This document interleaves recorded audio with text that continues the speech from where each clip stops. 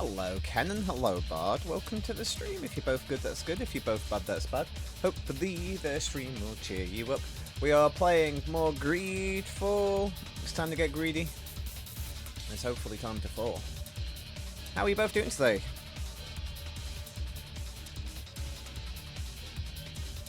Shooting colonials will always cheer me up. Well, that's good! It's good to know. Time has come and so have I, which is an incredibly unfortunate sentence. But it's words I live by every day. Because this song's awesome. We have it muted at the minute. The song I played before this one was the long version that plays in like the credits of Devil May Cry 4.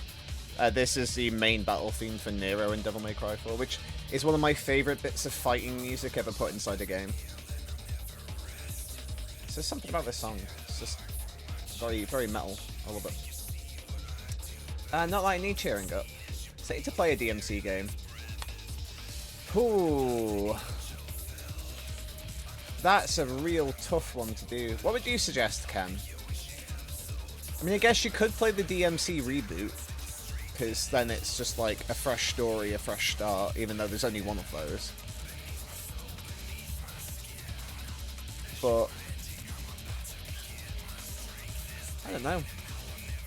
Yeah, like, what's the best first one to play? Because I can't really suggest playing Devil May Cry 1, because it's so...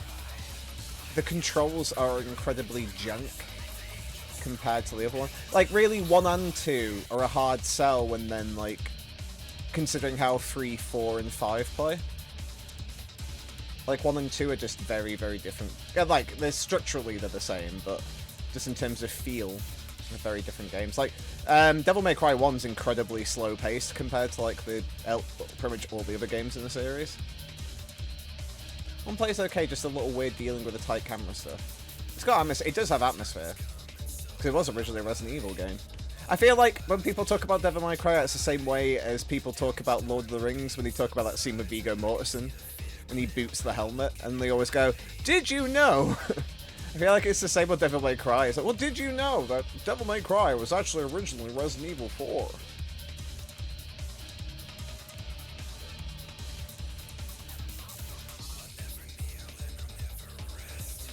Yeah, I think, weirdly enough, playing 5 is probably the best idea, because it's modern and it's got different character play styles. So it's probably got something for you, because they all play slightly different. It's the best one from a gameplay perspective. Yeah, that's what I was thinking. And to be honest, I feel like knowing the plot of Devil May Cry won't help you in Devil May Cry 5. The plot is so convoluted at this point that... And 4 is really... 4 has incredibly tenuous links to the rest of the series, apart from the fact that it introduces one of the characters in 5. At least the story too is just lacking some environmental variety.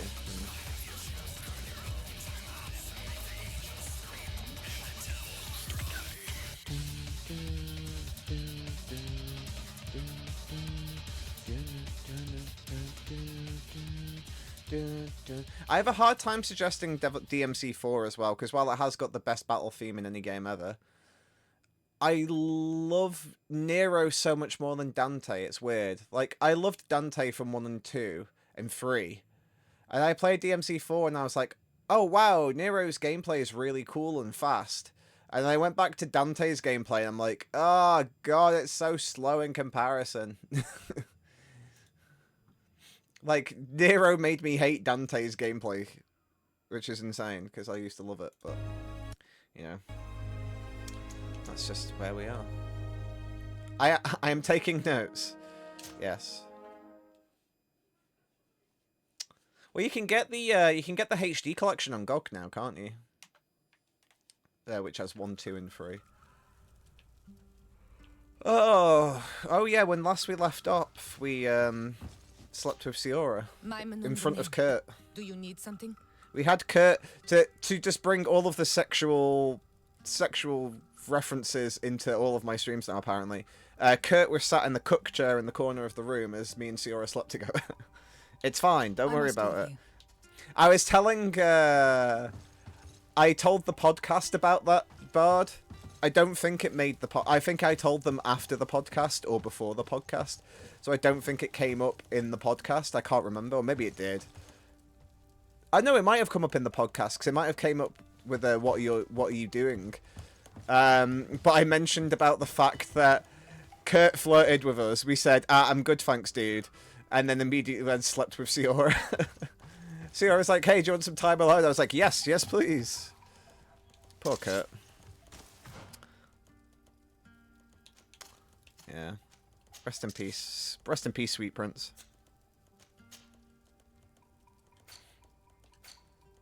Alright, yeah, I don't even know what I'm doing now, to be honest. We did that. So what are we doing there? So found... Oh, yes, we've got to do that, basically, haven't we? And we have no more side quests. Let me double check with everyone, though, that we definitely have no more side quests. My dear child, what can... Okay. I will see you later. Take care, my... Actually, no, because I got a, I got an achievement for doing all of the character side stuff, so I think everybody's maxed out now, actually. Yeah, so everybody's friendly, yeah.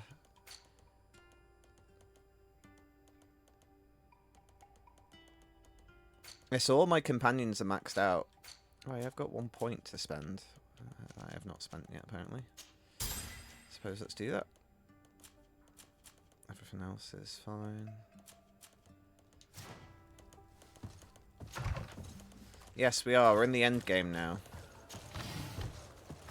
And yeah, I still don't have end game armor, which is weird. We're still rocking the blue armor for the most part. We got the hat, but we don't have anything else, which is really weird. Yeah, I guess we have nothing else to do then apart from go do that, I guess. So I think we spent time going through all the areas. I mean, we didn't go through all of the areas, but I think we went through most of them.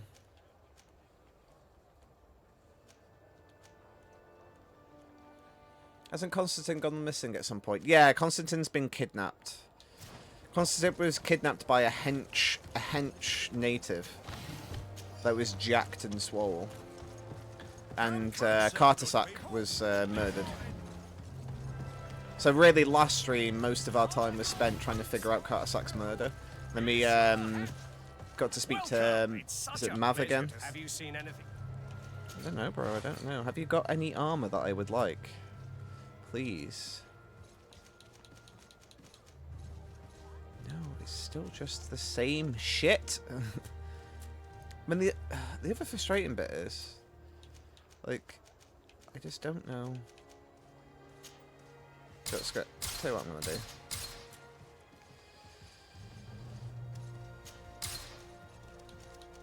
I'm just gonna buy a bunch of stuff and then just sell it back to him. Actually, no, I'm going to sell it to a different person. I'm going to go to whatever one of the other areas is, and then sell it to that person. Yeah, Kartasak got wrecked. Come closer, good people. Bro was murdered to within an inch of his life. Yeah, I think we're fairly close to the end now. Which I don't know what that means for the next... Oh, we were going to do the DLC, weren't we? That's actually what we were going to do. I remember now. That's what we said we were going to do this time. Let's do that. Letter from Lady Morange. To the attention of the Legate de Sardet of the congregation, Your Excellency, a messenger informed us of the arrival of a delegation from His Highness Prince de Vespe, led by his daughter. If possible, I would like you to get back to New Serene as soon as possible. I don't know how to react to the rather disturbing arrival of this family on Tier 3D.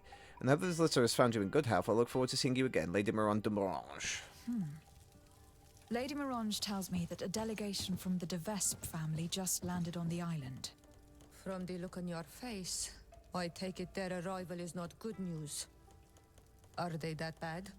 Their name was given to a deadly poison, the Draft of de Vespe. It's highly regarded among assassins, so there's good reason to worry. We should hasten to get back to New Serene. I am technically here now, but don't worry about it. That's interesting, though. Having Aphra in the party got me that thing about poison. I wonder if it's worth keeping Aphra in the group, then. Oh, well. I'm just going to teleport somebody else first, just so I can go to stores and sell this junk I've got, and then... I just want my purple armor, goddammit.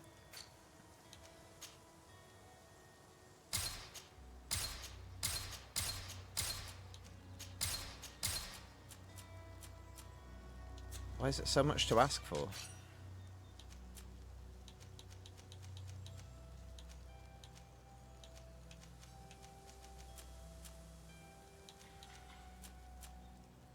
I swear I had this issue previously in this game as well. Because it's not like we haven't even got the gloves or the boots. That's the weird thing.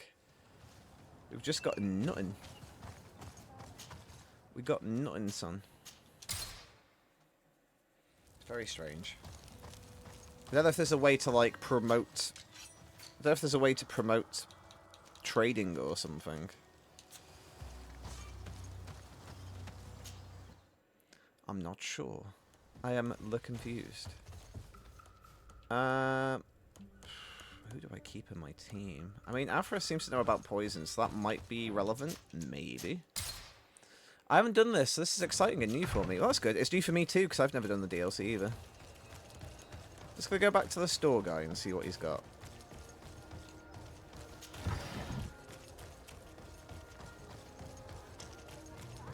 Come closer, good people. The cure and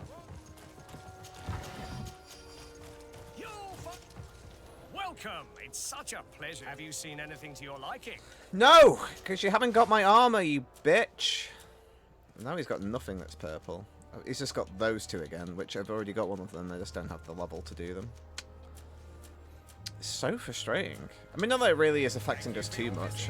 My armor's not terrible. It's just frustrating. How many bullets have we... That's fine. God, we need bullets as well. I need guns, lots of guns.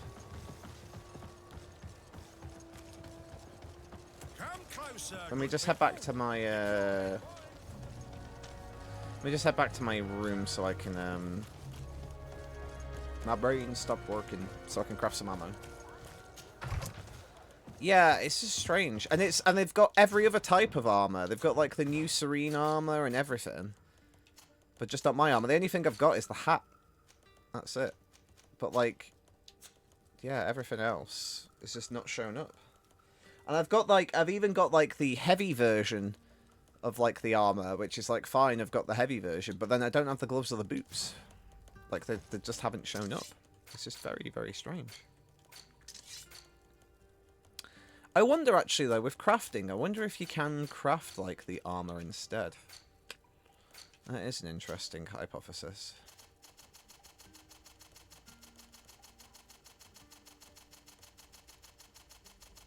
Just gotta make a ton of bullets again.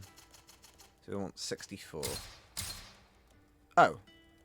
Oh, that happened last time. It multiplies. Because it doesn't tell you. It just says amount of ammo crafted. And then it seems to multiply it. So I was supposed to do 100 and I've not got 356. Oh, maybe the blacksmith in town can do it. Yeah, that's what I was just thinking. Because I know you can upgrade armor, but I think you can make armor too if you've got enough materials. So I'm wondering if maybe he can make it for me? Like the purple versions? I don't know. Let's have a quick look. Let's test the theory. I just love how happy that guy is every time to see me. Have something crafted. Oh no, so you can't make stuff from scratch. You can only upgrade them, basically.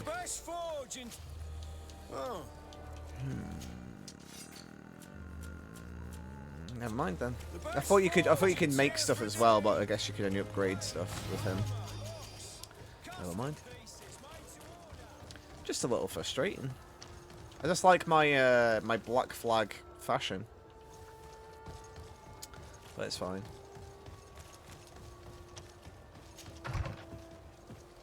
All right, Lady Morange. Ah, Lady de Sardet. Did you get my message? Indeed. The arrival of the de Vespe family in Tirfredi is surprising, and no doubt worrying.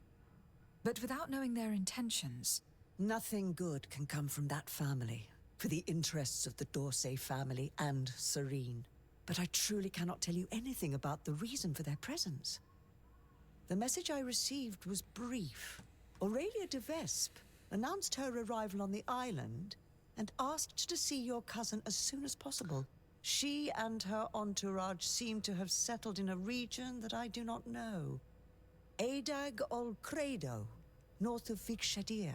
I think it would be good for you to locate her and try to find out more. I know this place, but I thought that only the Doneigada from the Baragnodas clan knew how to access it. It's a sacred place. That's where Animide shed his blood. You should also take advantage and visit these unknown lands. Who knows what they have in store for us? Armor? You're right. It's better for us to go and see what it's all about. What can you tell me about the Dvesp family? I've never met them, and everything I know is hearsay. And, strange and worrying as it is, the rumors are justified for the most part. Nevertheless, I'm not an expert, and I've been away from the continent for a long time. I'm sure Sardet will be able to tell you more, but know that they have envied the Dorsey family's power in the congregation for generations. They have tried to impose themselves many times at its head, holding up the antiquity of their city Peren as a pretext. They bribe messengers, use blackmail and trickery, even murder, according to some people. And don't back down for anything. Be very careful with them, Your Excellency, and don't believe a single one of their lies. They're real vipers. Do you have any other questions? What do you know about Aurelia Dvesp? Is she an important member of the family? As far as I know, she's the prince's favorite daughter, and the only one left. I seem to remember that she was married to a promising young nobleman for a few years. I heard he died in suspicious circumstances, but I couldn't tell you what happened or if it's even true. But if you want to find out more about her before you go to meet her, you should go to speak to Sardet. Do you have any other questions? Do you know the city of Peren? Legend would have it that it's the oldest city in the congregation, and its ruins bear witness to a glorious past. It's a beautiful city with a river running through it, and whose art and architecture have long been a source of inspiration for the old world. Nevertheless, it doesn't have direct access to the sea, which stopped it from thriving and becoming as powerful as Serene. That's what finally pushed it into the background amidst the larger cities. Do you have any other questions? No, I'm good, but... Goodbye, Thank Lady you. Morange. Goodbye, Your Excellency. Be careful. Don't underestimate the trickery of the Dvesps.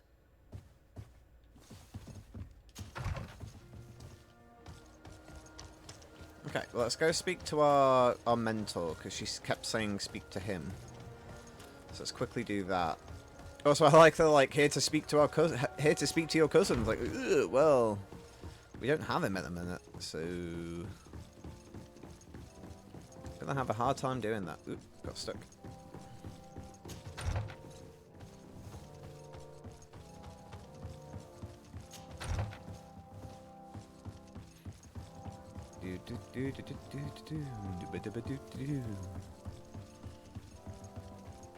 Mentor. To Sardet.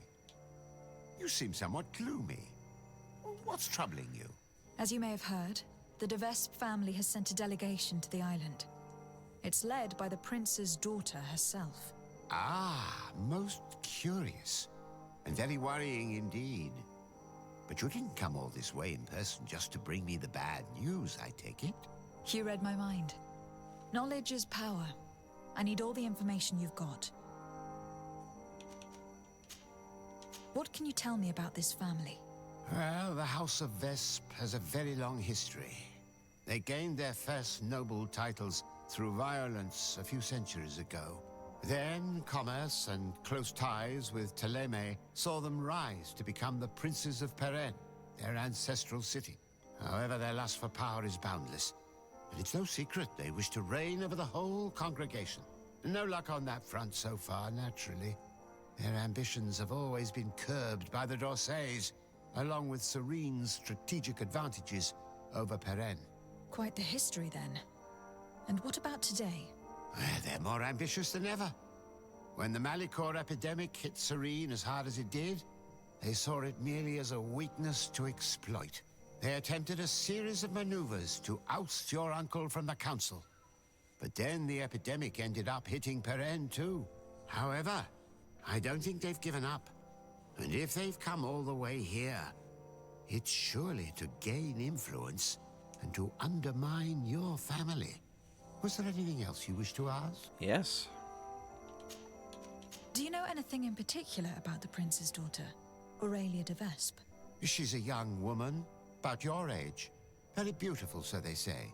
And she's dearly beloved by her father. Is it time to James Bond Despite her this? age, she's already endured her fair share going to of woo her. tragedy. Her husband, whom I'm told she deeply loved, was brutally murdered not long ago. Oh, mysterious. What's more, Aurelia's older brother, Octave de Vespe, is rumored to be the one behind it. And I don't just mean he gave the order. That said, don't be fooled into thinking she's but a tragic, defenseless young widow. Oh, she's very much her father's daughter. Ambitions and all. Time to I woo. have no Siora, doubt don't look. she'll be a formidable opponent for yourself and Constantine. Treat her as such. Was there anything Well, else you wish to Constantine's not ask? here. I don't know if we should be doing this DLC when Constantine's missing, but... Given this family's reputation, what's stopping us from arresting them on the spot? What, without evidence? That would do no good to your uncle's reputation and his position on the continent. I'm sure your cousin would delight in watching him squirm. But the D'Orsay family could never recover from such a situation. If you arrest her without evidence, the council would be forced to intervene. And that is exactly what that old serpent, Alexandre de Vespe, wants. No, you must play along for now, but be extremely vigilant. Look out for poison in particular. The de Vespes have untraceable poisons down to a science. Their other weapon is compromising information, which they store in special chests without keyholes. Should slander not suffice, their assassins step in. It is said that Peren's river is riddled with the bodies of their enemies. Take care you don't end up joining them.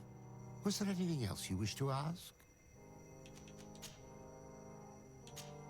I think that's I good. must be on my way. Goodbye, Professor. Goodbye. Yeah, I think it's time to James Bond this. I think we need to woo the daughter. Be like, hey, your husband's dead. But my name's de Sardet. And then Siora, just get her to close her eyes. It's like, don't watch. This is for the good of the nation, Siora.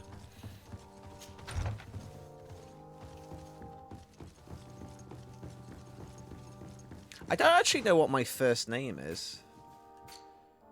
I know my surname's de Sardet. But do they ever actually say my character's first name, Bard? I can't remember.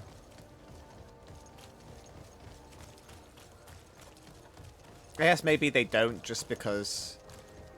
Yeah, maybe they don't because you could be a boy or a girl, so maybe they just don't bother. I don't know if I should do this or not, because we haven't actually got Constantine with us, but... We'll try it out, I guess. We can always go backwards if we need to.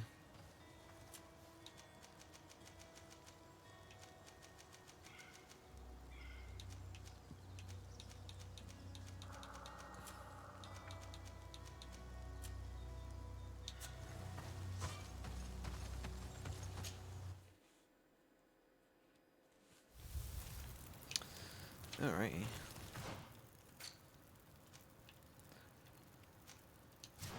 Oh, interesting. So it's in a completely different place. Also, we haven't been here yet. Well, we can't go that way yet, but yeah, still interesting. Also, I guess we never left through this exit before.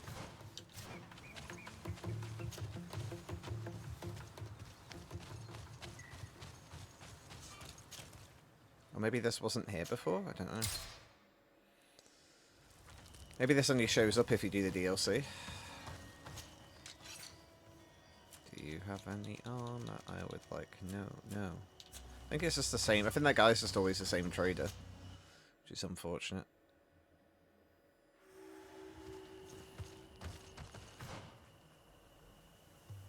Okay. Now what is interesting is that this area is already partially unexplored. Which wasn't by me. That's the interesting part. I like the music though. It's very Wild West.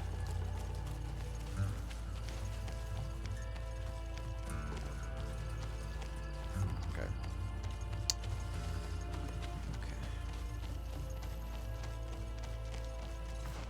So I guess we can't go that way, so how do you get to that lower area then is my question. Maybe there's a cave that leads to a cave that leads to another cave? I don't know. No.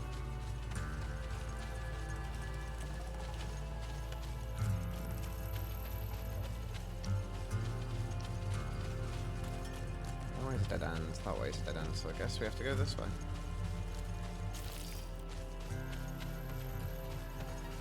Okay, now we've got 2 ways to go.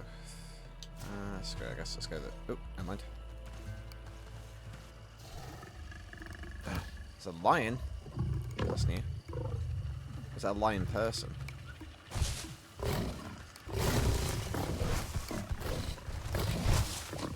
Oh, like lion people. Weird.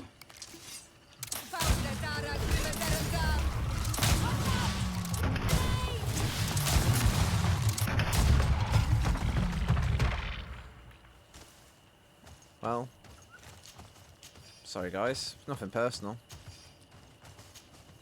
Don't know if these guys are experimenting though with stuff because they don't seem very natural. Those beasts, like they're like beast people rather than just beasts that look like other stuff. Very curious. Let's not go this way just to see what's actually over here. Well, more enemies first of all.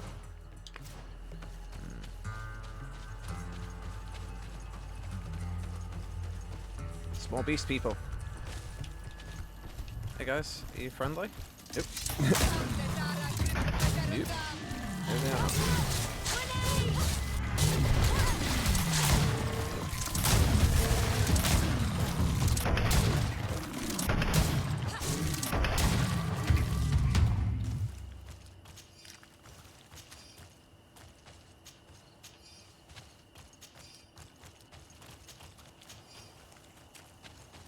Do-do-do.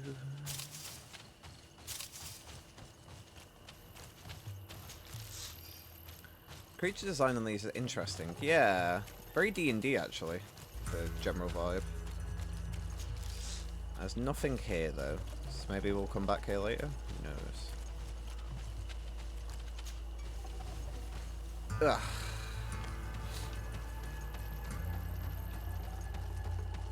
I guess let's go this way then.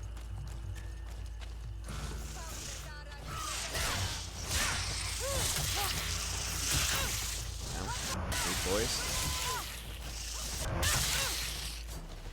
Okay, I get it. You can poison me. Hello, Doc. Welcome to the stream. If you're good, that's good. If you're bad, that's bad. Hopefully the stream will cheer you up. How are you? We're playing the DLC at the minute. I was trying to think of what to do, and then I remembered that there was DLC. So we're giving that a crack, which is... me and Bard haven't played this, so this is all new content for us. This area seems pretty big. I don't know why. It's weird though, because it's like there aren't actually that many avenues to go down. Yeah, I haven't played it either, I don't think. Oh, nice. That's a little bit of a new thing for all of us then. I got the deluxe edition, so I got like the DLC included.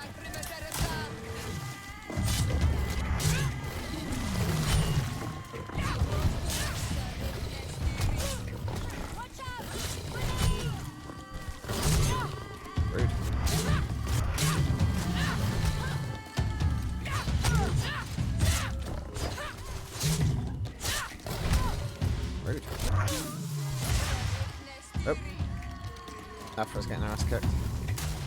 Oh, she was getting her ass kicked. No, wife! Okay. Yeah, it was like the deluxe edition was like on offer. That was like slightly more expensive than the base version, so I got like the deluxe one instead. With the DLC. Because I was always considering buying the DLC on the PlayStation, but it was never on offer. So I just never got around to picking it up, and then... Yeah. Basically, the gist of it so far is there's like a rival... There's like a family from a rival city to Serene. And back on the continent. And basically, I think they're here to like oust us from the island and take over their congregation's stuff here, like New Serene and stuff. So we've basically got competition. But they're a poisony family. They're a nest of vipers. Okay, well we've got big settlement over there, or we've got other stuff over here. What do we go for? Say let's explore the other stuff first. I can just get everybody to group up a little, that'd be great. So I can do that.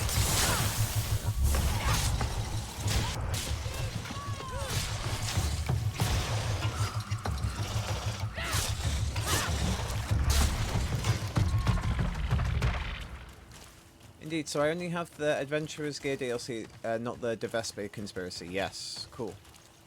Yeah, so this is new for all of us then. It's like putting on a new pair of shoes. It's like the same style as the ones we bought previously. They just look... Oh, God, what happened there? Camera, please. Aww. I mean, it's worth it just to hear the music. Worth it just for the RE3 music. But thank you, Doc, for your subscription. I appreciate you. Doc coming in with the Prime sub. I appreciate that. You only get one of them a month. You only get one of them a month. So I appreciate it. And once I finish combat, we can do the official greeting for you.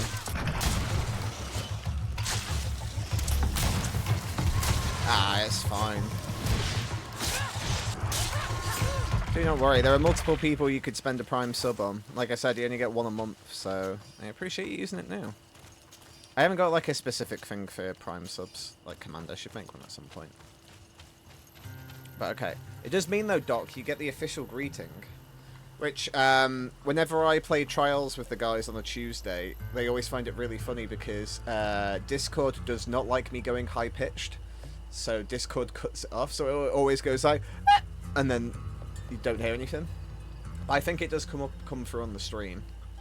But here we go. Ugh. I need to give Stream Elements a subscription again. I generally wait until they do the thing where you can like gift sub like multiple months, like at a reduced rate. I think I can actually send that through now. I got an email through saying you can do like, you have free uses. I don't know how frequent it is, but you have like free uses of making gift subs cheaper or something like that. I don't know if it includes the multi-month ones, because I used to just like resub Stream Elements for like 6 months and then leave it, but it's fine. But here we go, Doc. You ready? Yeah, it's like a coupon basically. It's just to make like, instead of like doing the enforced one that Twitch does every now and again, you could basically choose to make one yourself. If you know, if say like you're doing like a charity stream or something, or doing like a streamathon, you can go, gift subs are like so much off, and then it, in theory, gets people to do more gift subs and stuff like that. I mean, I'll be honest, this is a deep cut, but back when me and my friends all streamed back during COVID, because we all kind of got into streaming just before COVID or during COVID because we had nothing better to do. We all were like throwing around bits and gifted subs like crazy people, because obviously we weren't leaving the house, so we didn't really have anything to expenditure on. So we were throwing around like gift subs and bits like they were candy. And then we all had to go back to our real jobs and have to like leave the house and spend money and be adults again. So then we just don't do it as frequently anymore. Do it every now and again if there's like a gift sub event on or something like that. We throw some subages around. By the way, Doc, I need to give you your official hello. So see how good the clap is. The clap is the start. Depends on how good the clap is and how good the announcement is. Oh, that was good. Hello, Doc, and welcome back to the RPD. I can neither confirm nor deny you will get eaten by zombies. Probably will. I hope you enjoy everything that comes with being a member of the RPD. Ad-free viewing, sub-badges, emotes, my adulation, dental plan. You get to meet Leon Kennedy, possibly, who's an absolute himbo. There are other perks. You might get eaten by a zombie. It is a strong possibility. Or get eaten by a dog. Or get slashed by a licker. You know, things can happen. It's a dangerous job being a member of the RPD. But you do get some perks of it, including your green herb. Hold on, let's see. Because I haven't seen... I'm used to all the others being subbed for like over a year. So they all have a first aid spray. But yeah, Doc has the green herb. So my sub badges are oh god, what are my current sub badges? That is a fantastic question. I think my current sub badges are green herb. I think it's like green herb. Oh god, I actually can't remember. I'm gonna have to actually look this up. Or I wonder if I click on docs if it'll show them all. No, it doesn't. That's annoying. What about if I click on mine? Does it? No.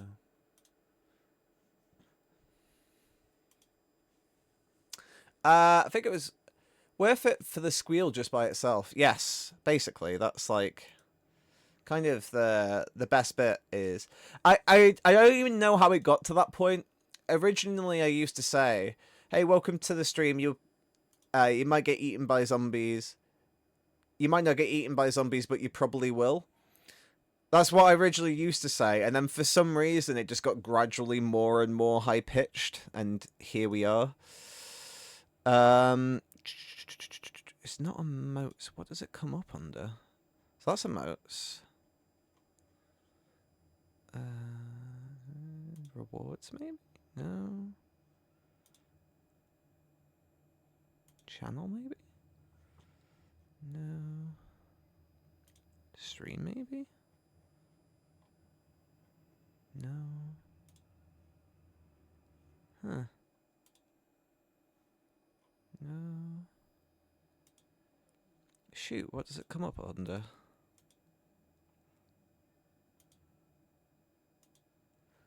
Community, maybe? I think most of us were streaming pre-COVID, to be fair, but definitely gave us some more time. Yeah, exactly. And Doc has all the emotes. So you have Kenneth Dies, which is one of my personal favourites, which is Kenneth's half face, which is from the original game when the zombie basically eats Kenneth and he's got half a face. Then you've got Kenneth Panics, which is from Resident Evil Remake, when you cat the footage of Kenneth running away from the zombie, and it's the funniest thing ever. Like, Kenneth was my boy. Like, even though the only thing he does in the video game is get eaten by a zombie, for some reason I'm obsessed with him. But then they did the remake, and they made him such a bitch. Like, he tries to shoot a zombie, he doesn't even hit him, he misses about 17 times, he's just like, "Get away from me! No!" And then falls over, and then the zombie just eats him. It's such a lame way to die. So that's where the Kenneth Panic comes from, is Kenneth panicking about a zombie trying to eat him. Then there's the Chris Laugh emote, and the Wesker Angry emote, which are from the same scene, where Wesker goes, "This is Tyrant, this is the ultimate human being." And Chris just starts laughing. And then Wesker goes, "Chris, stop it." And then Chris is like, "This failure is your savior? I feel sorry for you." It's so melodramatic, but brilliant. Then Joseph Hello is basically in the original game, Joseph finds the hand and then waves come here. Oh, first he says waves come here, and then picks up the gun, and then there's a hand attached to it. So that's where the Joseph Hello comes from, because in the original game he does the, "Hey, come here." And then the lurk is just, I wanted a lurk emote, and yeah, what better way to do a lurk emote than to do the helicopter? You're basically flying overhead like Brad. So essentially what it's showing is the fact that Brad lurks the entire game as he hovers over the top of you in the helicopter. Yeah, remake Kenneth is not peak masculinity, to be fair. I just don't know why they did it. Like, he could have, like, shot the zombie, and the zombie kind of shrugged off the bullets, and then it just overpowered him or something. But he literally runs away and trips up, and then the zombie just lies on top of him and eats him. Like, it's just so bad. My boy.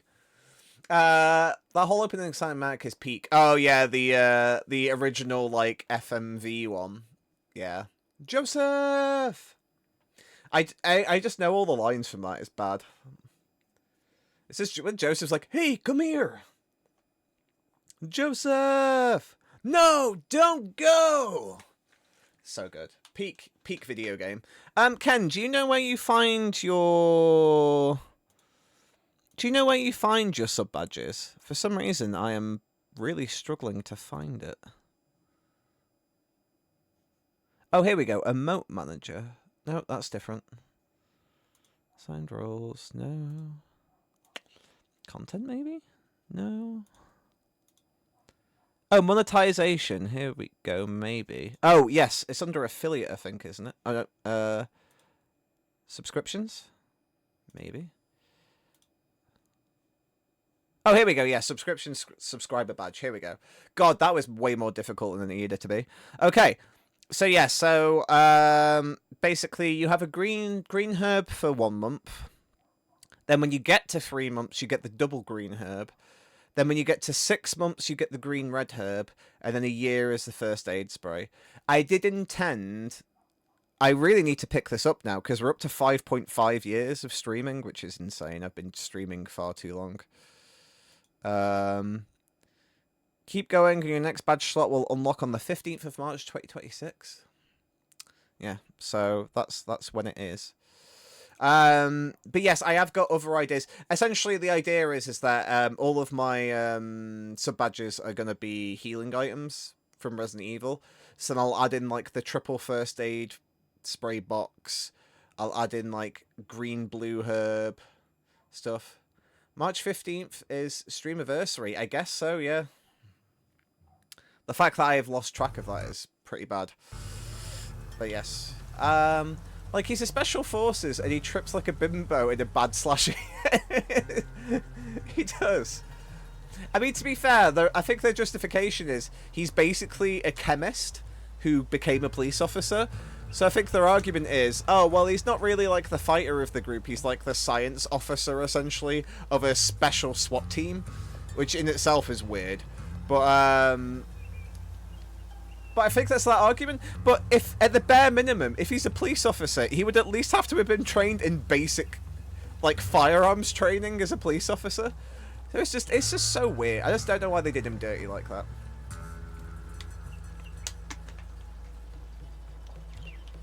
My boy.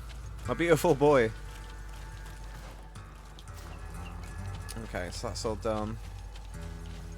But yeah, so I need to get some I do need to get some more sub badges at some point.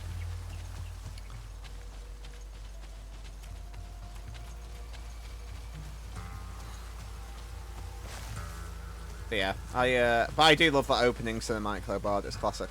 And they found most of the actors now. There's a YouTube channel called Residents of Evil that's managed to find most of the original actors now. So they found the actress that played Rebecca. Oh my god, this area is too big. They found the actress that plays Rebecca. They found Wesker. They found Barry, and they found Chris. The only person they haven't found, well, apart from obviously the kind of... Where the hell are we going? Apart from like Joseph, the only other character they haven't found is the actress that played Jill. But there's loads of things behind that, because like I think she was only like 19 at the time or something when she did, and she had no idea what she was doing. So...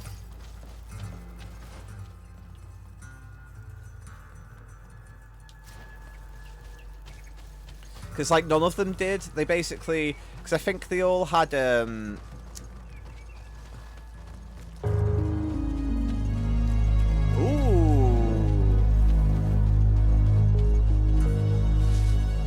Bard, you get the Carlos music. I forgot that Carlos's music was the gifted sub alert. I'm so used to just hearing the I'm so used to just hearing the RE3 alert for that one. But yes, if you gift a sub, you get the Carlos music from OG thingy. But thank you very much, Doc, for gifting a sub to Bard. That's very, very sweet of you. I appreciate you. Also Carlos, yes. OG Carlos. So I love the soundtrack to... I'm actually sad, Bard, that you missed the RE3 Discord stream. I'm gonna have to like finish it off at some point anyway, so we'll probably do like another one at some... Probably like try and finish it off at some point. But my favourite tracks from RE3 are the Carlos theme and the music when you talk to Brad. I just think they're both really cool songs, separate from anything else. Okay, now we're complete. I'm going to put you guys in the background while I run around and do silly fetch quests in Tainted Grail. No worries, Doc. Well, thanks for coming in, dropping your Prime sub, dropping a gift sub, and then running away like a thief in the night. Just come in, drop some bombs, and then run back out. But I appreciate you. Yeah, like I said, I need to finish the game, because we're only up to Clock Tower, so really, like, the big bits are still to come anyway, really. Are you guys awake? Oh, you are. Well, you're not awake, you're still fightable people.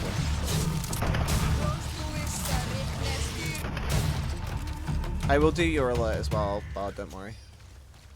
Still got some good set pieces. Yeah, we've still got the big Nemi fight at the Clock Tower.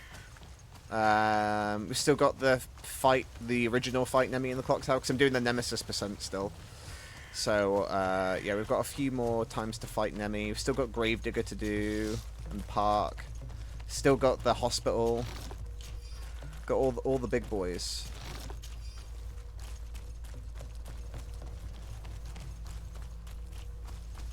Right, let's do Bards. Okay. Hello, Bard, and welcome back to the RPD. I can neither confirm nor deny you will get eaten by zombies. Probably will. I hope you enjoy everything that comes with being a member of the RPD. Ad-free viewing, sub-badges, emotes, my adulation, dental plan. Get to hang out with some cool cops like Marvin. Uh-oh. Can I get back out is the question. I had got back out and then didn't get back out. And now we might be stuck here. Oh, no, we're good. Woohoo! That was close. There's dental plan. Yeah, dental plan. You get to hang out with Leon and Marvin. That's cool. And Kevin from Resident Evil Outbreak. Kevin's cool. I have no idea where the hell I'm going here. Leon! Exactly. So yeah. That's all the things and more you get from being a member of the RPD. You do also get group dentist trips. Exactly. The reason why I reference that is that's like a big American thing, is that you get free dental with your... I mean, maybe we do it over here as well, I'm not sure.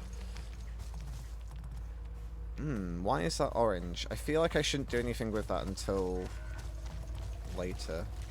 You can make a marker, can't you? Yeah. So we'll do a custom marker for now.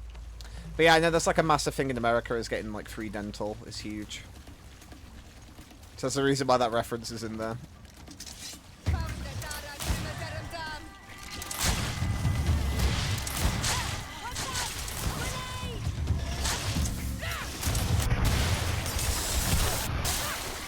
Nice. Our company here in the UK is indeed one of the perks. Nice. If you work in a big corporate, you've got to be part of their group private health plan and stuff. Yeah, exactly. Gotta get that dental, son.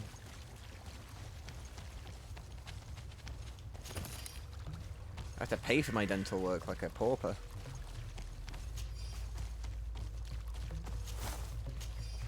Yeah, there are different tiers as well. So right now,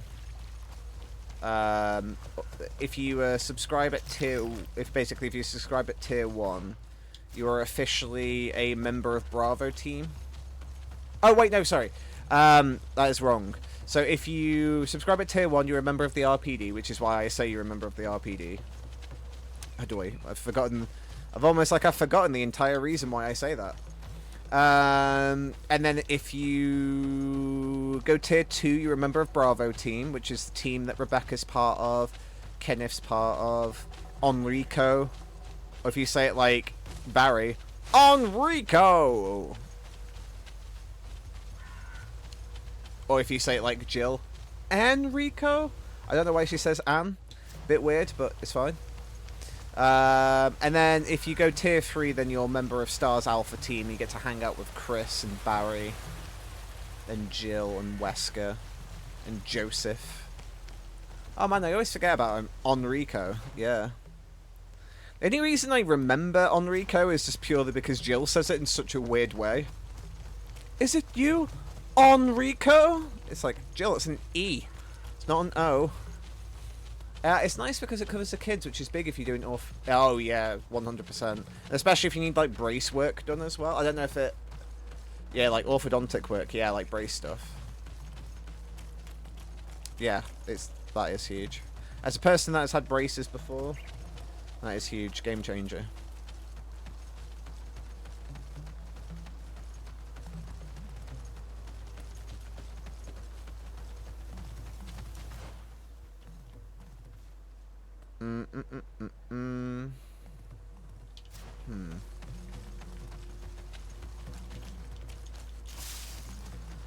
We're doing a lot of good exploring. I don't know why we're doing any of this exploring, but it's just part of the great VA work in that game, yeah. I could literally sit here and quote Resident Evil all day. The original one.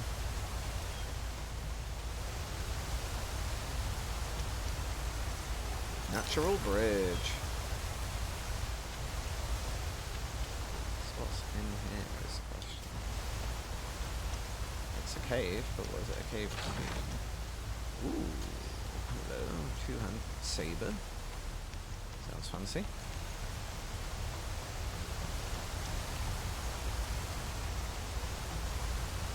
But yeah, my another one of my personal favourite lines is Barry's, and it's not the Jill sandwich or this is really powerful, especially against living things when you're fighting zombies. Although they are both very funny. One of my personal favourites is Barry when it's one of the alternate cutscenes that not many people see, but it's when you go into the office with the fish tank, and you find a document. And it has a page ripped out. And basically Barry hands the document to Jill. Jill reads it. And then Jill's like, "Oh, Barry, there appears to be a page missing." And then Barry, with no sense of irony, just says, "Yes, it's probably the most important part." And it's like, shit, Barry, thanks for that, mate.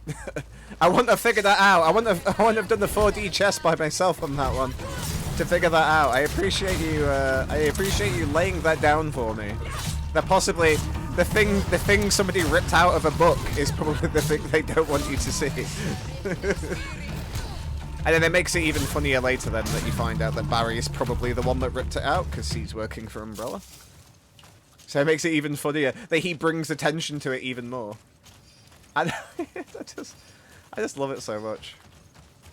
It's just top genius. I think Resident Evil Remake is an absolutely fantastic game. Like an all-time worldie. But there's just something about the original game that makes me prefer it. I think it is literally just the voice acting. Like, it's bad, but in such a beautiful, amazing way. Like... And to be fair, in the voice actor's defense, like, voice acting in video games was still in its infancy back then. And also, it was English voice actors being told what to do by Japanese voice directors. So I'm sure, like, however good your translator might be, like, I'm sure there's some lost in translation stuff happening there as well. So... yeah, it's just so unique. It's like, were the VAs themselves just really bad actors? Or were they just told by the Japanese voice directors just to be as overly dramatic as humanly possible? Which is a possibility. It's like, okay, this is a... like, they're doing through the translate. It's like, okay, this is big emotion. Everything needs to be big emotion. This is big emotion, basically maybe indicating that this is like, you know, like an emotional scene. You know, you need to get your feelings access, and then the translation maybe just makes it seem like everything just needs to be really loud. Just listening to Final Fantasy Tactics guys talk about their work that was required for it not be horrendous in 2025. I cannot imagine what it was like 20 plus years ago. Oh, so that's interesting. So did they rework the script then, Doc, from Tactics? Did they update basically the written words to make them more palatable for speaking? Because I bet, especially when it's like written word, it's all very literal, so it probably comes across very Shakespeare when you try and read it out loud. But yeah, like, I think some phrases were changed. Interesting. Yeah, reworked a bit. That's a Japanese lover, ... and that's not great for VA. Yeah, that's fair. They do love a ... You only have to look at Barrett in Final Fantasy VII. I heard that not all of them were native English speakers. May or may not have been true. They were reading phonetic phrases. I mean, that's fair as well, yeah. That also would be a struggle too. Hello, Frosty, and welcome to the stream. If you're good, that's good. If you're bad, that's bad. Hopefully the stream will cheer you up. Frosty, you missed... Doc did a gifted sub and you missed the Carlos music. Frosty is a massive Carlos fan as well. I mean, to be fair, I think anybody that's a woman with a beating heart is a big Carlos fan. I feel like you have to be a cold dead monster to not be a Carlos fan, to be fair.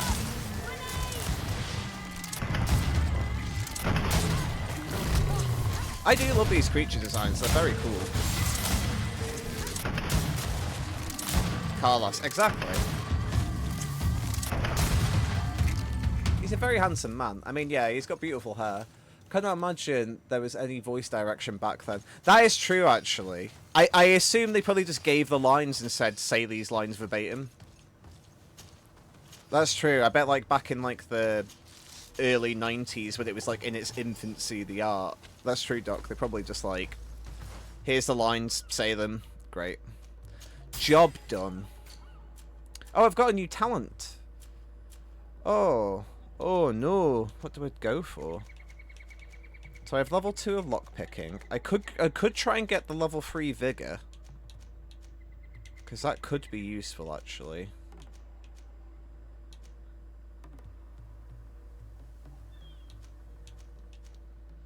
Advanced weapon upgrades allows you to recycle a piece of equipment to create ingredients for it. Allows you to craft master weapons. Oh, craft master weapons and armor upgrades. Don't know what that means, but cool. Yeah, I think I'm gonna go for 1 vigor to give us the 3 vigor. Printed spreadsheet. Say these lines. Yes, exactly. Yeah, I think we go for that because there was a vigor thing a second ago, wasn't there? It was there, I think, wasn't it? Oh, does that remove my other marker? It does. Okay, I'll just remember it's near the campfire. I could just go back, to be fair, because I think this bit's a dead end anyway, to be honest. But yeah, Carlos. Which you prefer modern Carlos, don't you, Frosty? Like remake Carlos, rather than OG Carlos. Although OG Carlos is great as well, to be fair, just in a very different way.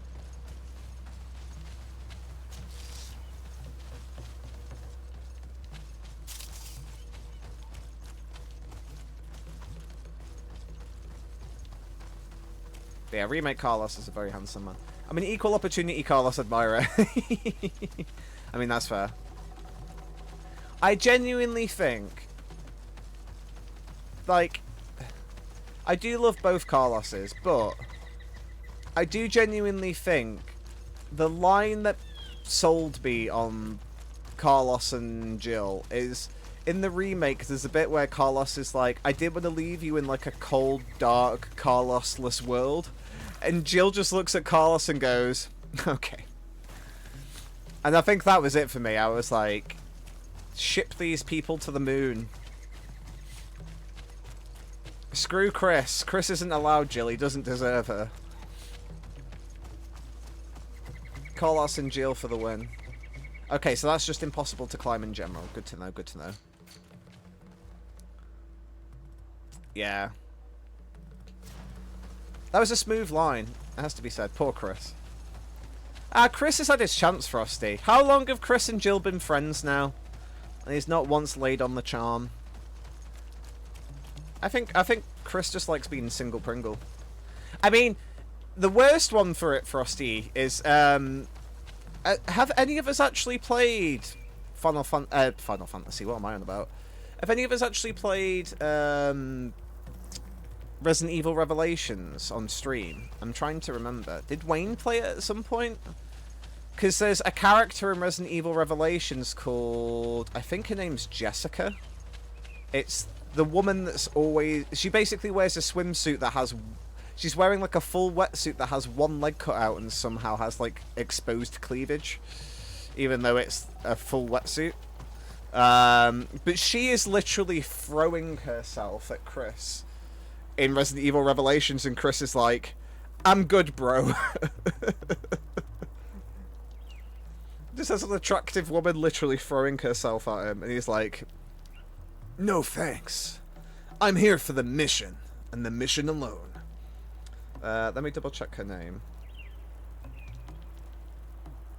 Resident Evil Revelations. What is she called? She's still alive as well, so she could crop up in a game in the future. Let's have a look. What is the character called?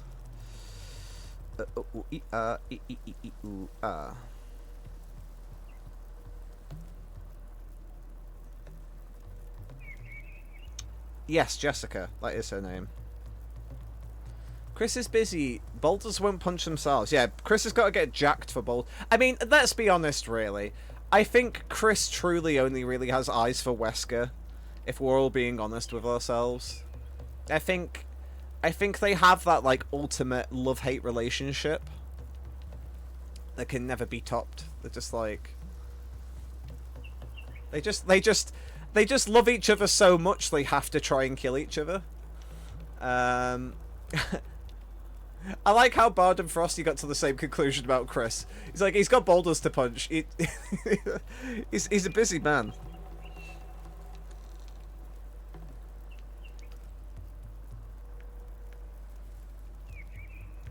Yeah, so Jessica in Revelations is in like a skin-tight wetsuit that has, from her hip down to her leg, is just completely exposed for no reason. Like, the rest of her is actually clothed. But she just has one leg exposed. And she's just constantly flirting with Chris, and Chris is just like, I'm good. Stay away from me, harlot. And he's betrayed by Wesker, he can't bear it, I know.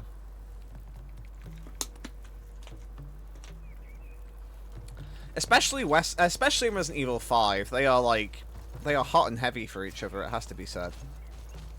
Wesker literally says, 7 minutes is all I have to play with you, Chris.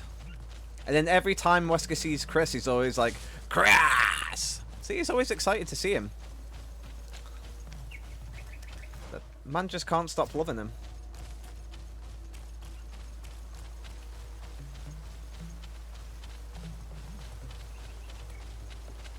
They deserve each other, yeah.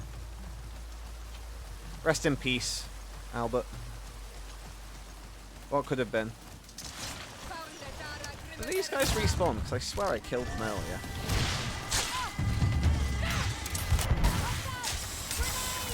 Maybe unpopular opinion, but I think that Leon... maybe unpopular, but I do think that Leon and Chris have to share the brain cells with Bigfoot sometimes. Oh no, I feel like Leon's got a bit more going for him.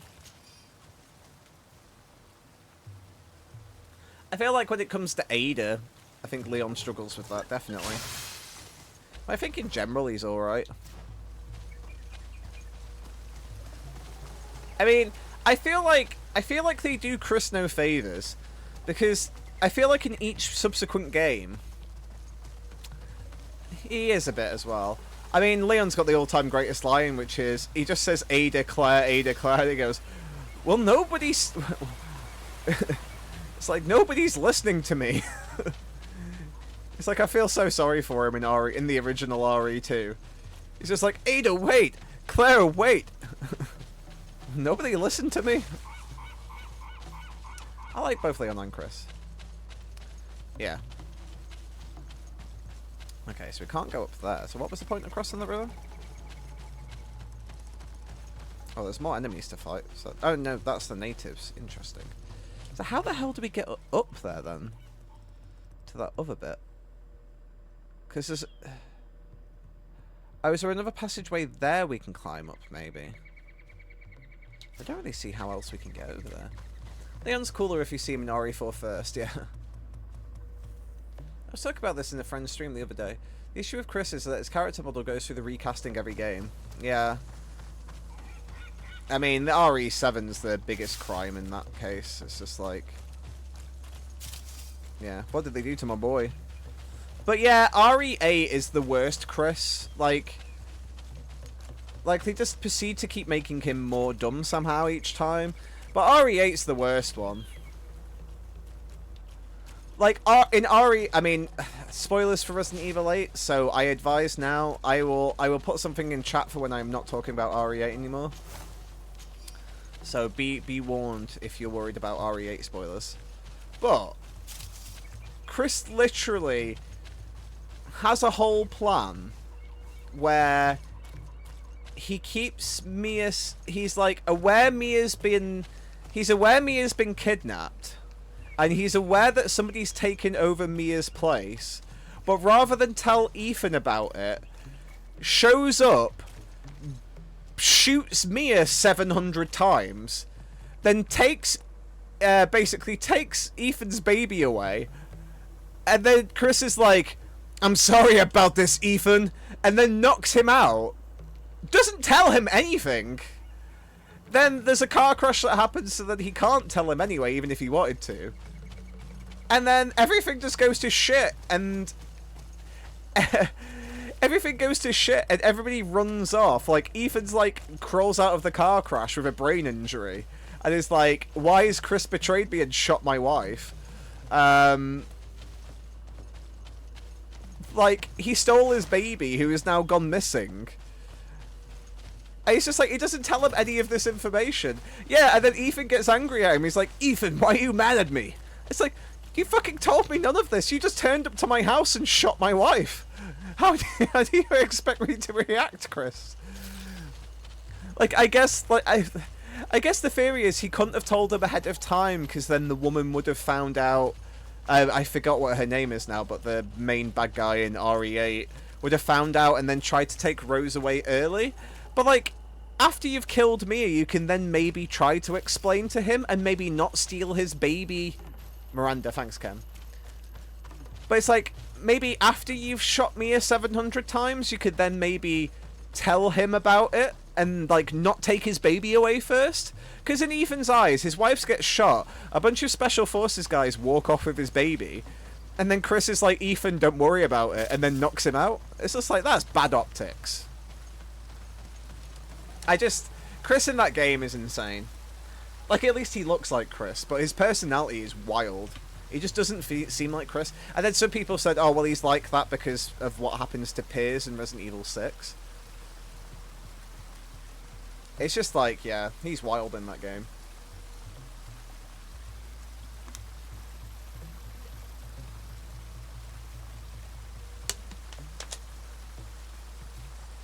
Oh, then let me put it in the chat now.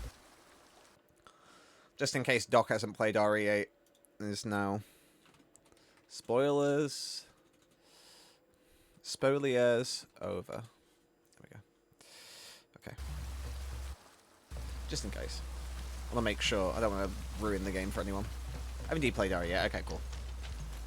It's just because I said take your headphones out now if you haven't played it. So I was saying it just in case. But yeah, it's just Chris is a crazy man. Does he love that little spoiler run? Yeah. That's my main issue with that game. None of the other stuff. The fact that his daughter gets turned into the fact that his daughter gets separated into different jars. and then becomes a crystal, and then somehow is reconstituted to be a baby again after being separated into different jars. They don't really ever go through that part. Like, oh yeah, sorry, your daughter Rose is in these three or four different jars. Don't worry about it. It's like, I mean, I feel like I should worry a little. At least a small amount. I should probably worry. But yeah. Oh, good times. Also, if you're wondering why I have a Resident Evil umbrella logo in my name now, there was a thing on during the Resident Evil showcase that if you gifted a sub to a Resident Evil affiliated streamer while the showcase was on, you got the umbrella symbol as like a global sub symbol thing. So that's the reason why I've got that. Oh, you want her back? You'll need to get the little canopaic jars we've just put her in. Yeah, and then plug them all into a podium, and then the podium will turn her back into a baby somehow. Well, the podium will turn her into a crystal. That'll then get absorbed into a woman. That will then become a baby again somehow. Yeah, some absolute wildness in that game. I did like 8. I don't know if I ever have the compulsion to replay 8 again, though. Like, I finished 8 and was kind of like, I've done that now. Like, that was fun, but it was patiently waiting for my RE bit emote from this channel. Yeah, I mean, well, in my defense, Frosty, I have said this before, that none of the RE emotes would be the bit emotes. The RE emotes would only be the channel emotes. And my bit emotes are like going to be other games. I just need to find an art. I mean, and yeah, I need to save up money first, and then I'll have a word with people, because I need to get Thomas to Thomas. I don't know how to pronounce his name, but Thomas Friedmeier, I think it is. Let me double check, because I don't want to butcher it. But the emotes are tagged when you click on them. Look. Well, yes, Siang Mu on the Siang Mu on Twitch, but I think it's Thomas Friedmeier. Yeah, who did the emotes for me. But yeah, for my bit emotes, it's gonna be Holly Knight from Hollow Knight. Oh yeah, so this is a bit you guys didn't get because you weren't following my stream at that point. I played Hollow Knight and then decided for some reason that the main character's female, because, like, obviously it's a fairly androgynous character that just has like a bone face. So I decided that the character was female and was called Holly Knight, because the game's Hollow Knight. So my original idea for one of my bit emotes was to have Holly Stab, which would be Hollow Knight with her nail, and then she'd have a little bow on top of her head. Be like a little red bow or something, and then it'd be Holly Knight, my representation of Hollow Knight. And then my other emote I wanted to do, so there's the giant bees in Hollow Knight, so I wanted to have the big bee emote, because I named the big bees Big Bee, so we'd have the big bee emote. And then I have played and will play probably some more at some point, a bunch of Hitman on my stream. So I did Hitman 1, Hitman 2, then Hitman 3, and then recently we've done a bit of Freelancer in Hitman 3. They are on my YouTube channel now, I think, all of the Freelancer ones, or I might not have released all of them yet. So I was going to have some sort of Hitman emote as well, whether it's just like Sir Hit of Man. The Drug Mule Granny, yeah, that was good times. That was an escalation mission, that one. Where there was, yeah, the drug granny that sold drugs and muffins or something. That was a top bit. I enjoyed that. Possible to go. Interesting. Alright. But yeah, so the plan's to have a Hitman emote.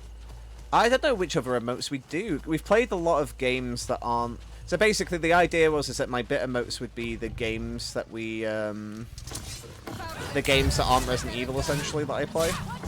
I feel like we need to have a Greedfall emote now. Oh! I mean...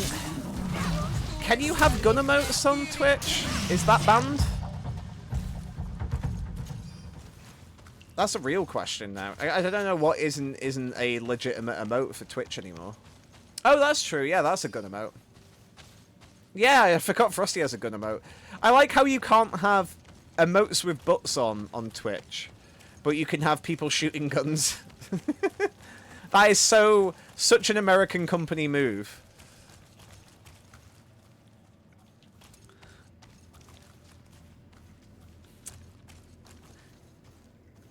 Well, we've established now, Ken, haven't we, that it's butts are okay. It's detailed butts that are bad. If the butt has too much detail, then it's not allowed. But if it's like just like a kitty butt, if it's like a big old round butt, then it's fine. But yeah, maybe we do a flintlock pistol for Greedfall, because I just love shooting people in the face. Hello! Did somebody say a golden pistol? I mean, it's worse, though. How is it legendary, but it's worse? That makes no sense. That makes no sense. How is it worse? Just everything's worse. Maybe we were supposed to do this DLC a lot earlier. I swear I've only noticed the DLC being around now.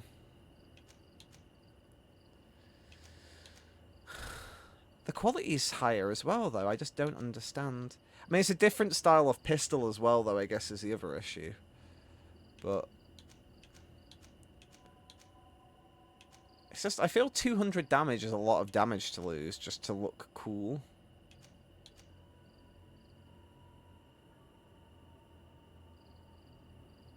Because I can't upgrade it either, is the other thing.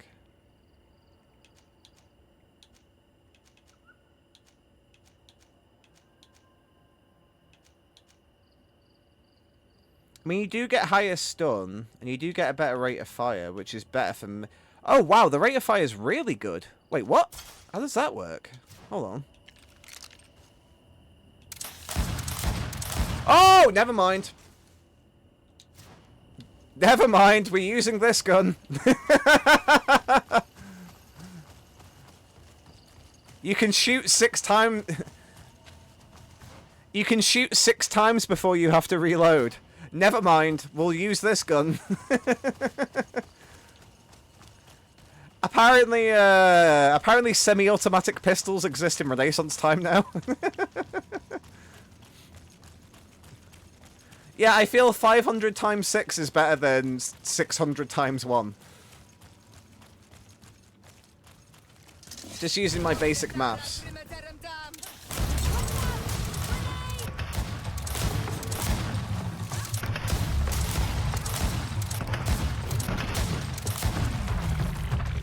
It is. It's magic.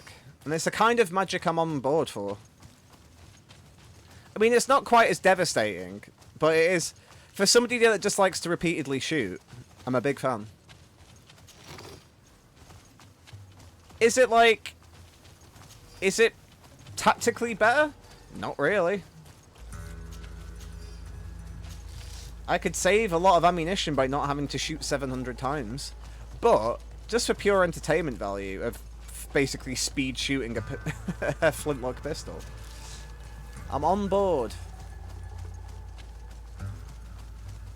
I'll be honest, I was like, why is this pistol better? I was really confused until I saw the rate of fire, and I was like, hello.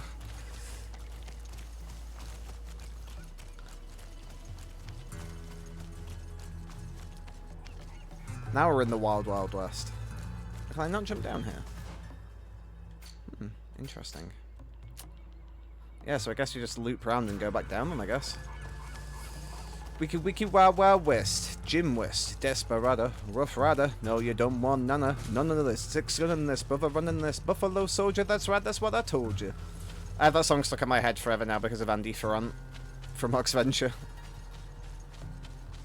He just loves singing Wild Wild West.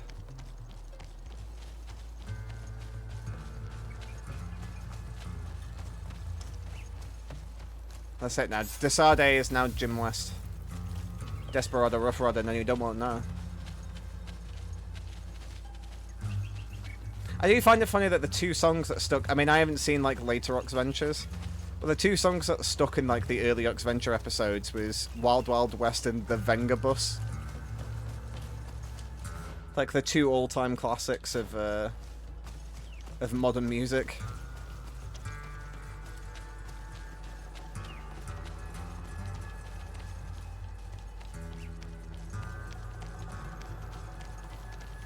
Oh, God, I don't know why, but that pistol has filled me with so much joy.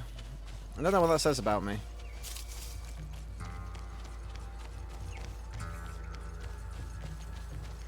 But here we are. I might switch back at some point. But I'll keep it in my back pocket as, like, a useful thing to have. It's just the fact that I can just shoot repeatedly. Like I said, damage-wise, it's nowhere near as good.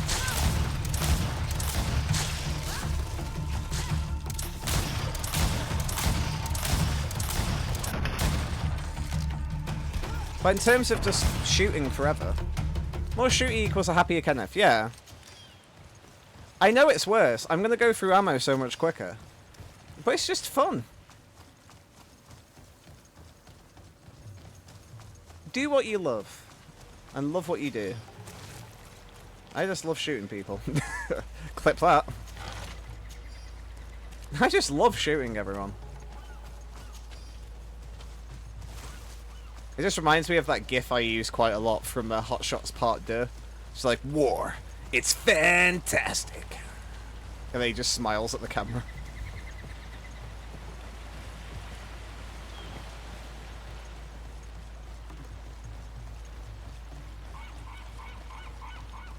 I agree, Mr. Seagull. Or Mrs. Seagull.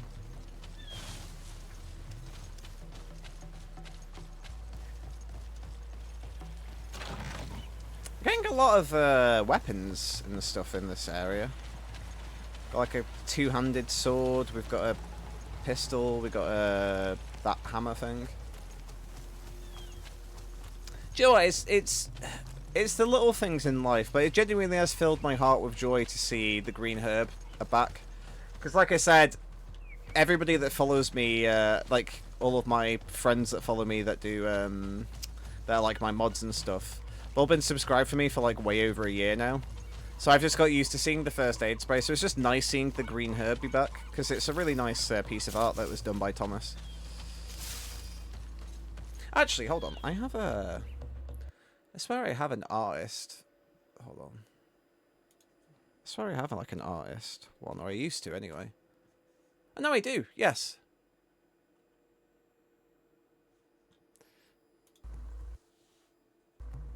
There we go. I haven't used that for a while. Yeah, Thomas Feichtmeier? I guess maybe. Feichtmeier. Sorry if I'm butchering that.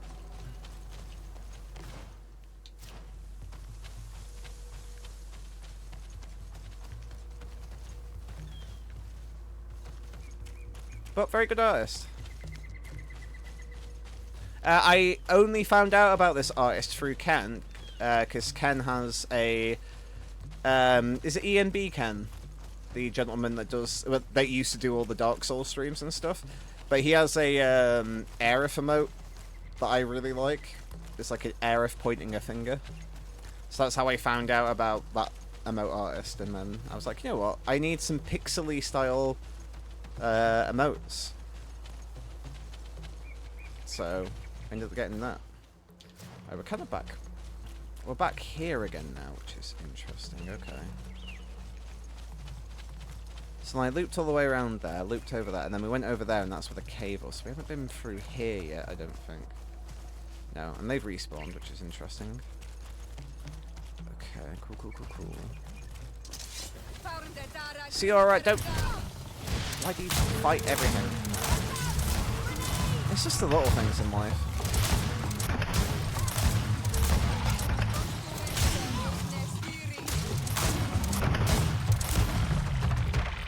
If I fight something that's got a bit more fight in it, I probably won't use this gun. Just because I think the extra armor damage and DPS will be useful. But for now, I just started blasting.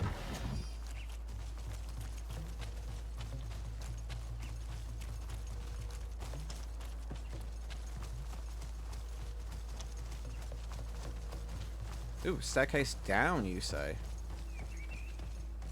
Doesn't lead to anywhere, but it's cool. Okay, well, we're getting some good exploration done here. I think we might have been everywhere now, though. I want to say. I mean, it's hard to judge it because it all kind of does look the same, but I think we might have been everywhere now. Well, we've definitely been here because they're all dead. So, yeah. Does this lead us back to whence we came? I think it does. Yeah, cool. Alright. Sweet. Oh yeah, there was a down here as well, wasn't there? That we haven't been to yet, so I guess let's check that out quickly. We got 4. Great. Oh, we got a box. Great. Everything? Yeah.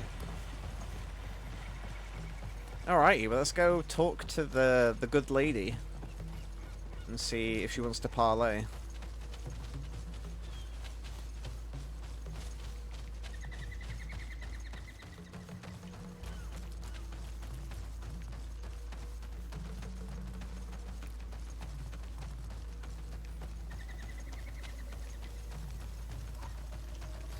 There was a chest back there, so we potentially might have to go back and get that before rather than after, but we will see. I might as well pick these up now, I guess. This will probably lead us back to the areas where we were earlier, to be honest, but... Alright, what have we got? So we've got camp. We've got a merchant. Merchant, have you got any purple armor? My good friend. There's a chest we can steal from. Obviously, we're going to do that. Cause F these guys. Okay, so the merchant's here somewhere. Ah, there you are.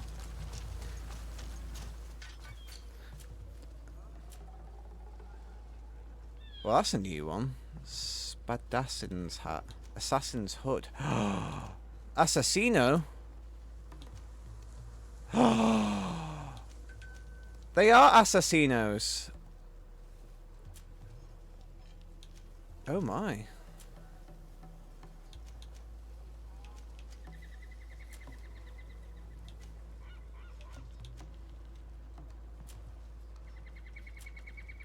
Spadassin, yeah.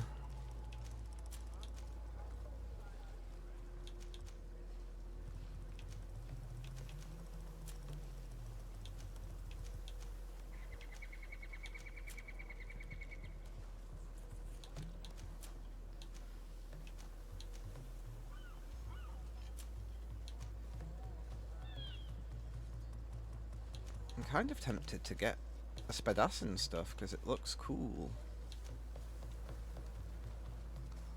Don't think I have enough money though, I don't. Ooh. Oh well, it's fine. That's what I get for buying stuff and then selling it on, but it's cool though. I could become a Spadassin. Maybe that's the next evolutionary tale for my character. Is to Spadass. And they're doing some stuff over there, so let's invade their home in the meantime.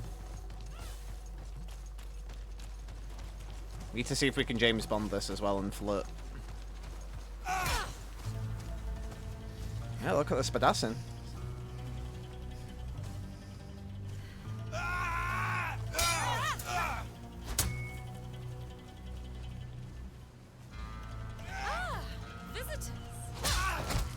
Yeah, get wrecked, you nerd. day, I presume. Indeed. Delighted to meet you, Your Grace. The accounts I've been given of you and your companions don't do you justice. Truly, it is a pleasure. We're going to become wonderful friends, you and I'm sure of it. Say, aren't we going to be cousins soon? Pardon me, Your Grace, but I'm not sure I follow. And if I may ask, what is it precisely that brings you to this remote island? Haven't you heard? Well, it seems the messengers on this island are not particularly reliable. No matter. Your uncle and my father have decided that your cousin, Prince Constantine, and I are to be married. So, here I am. My.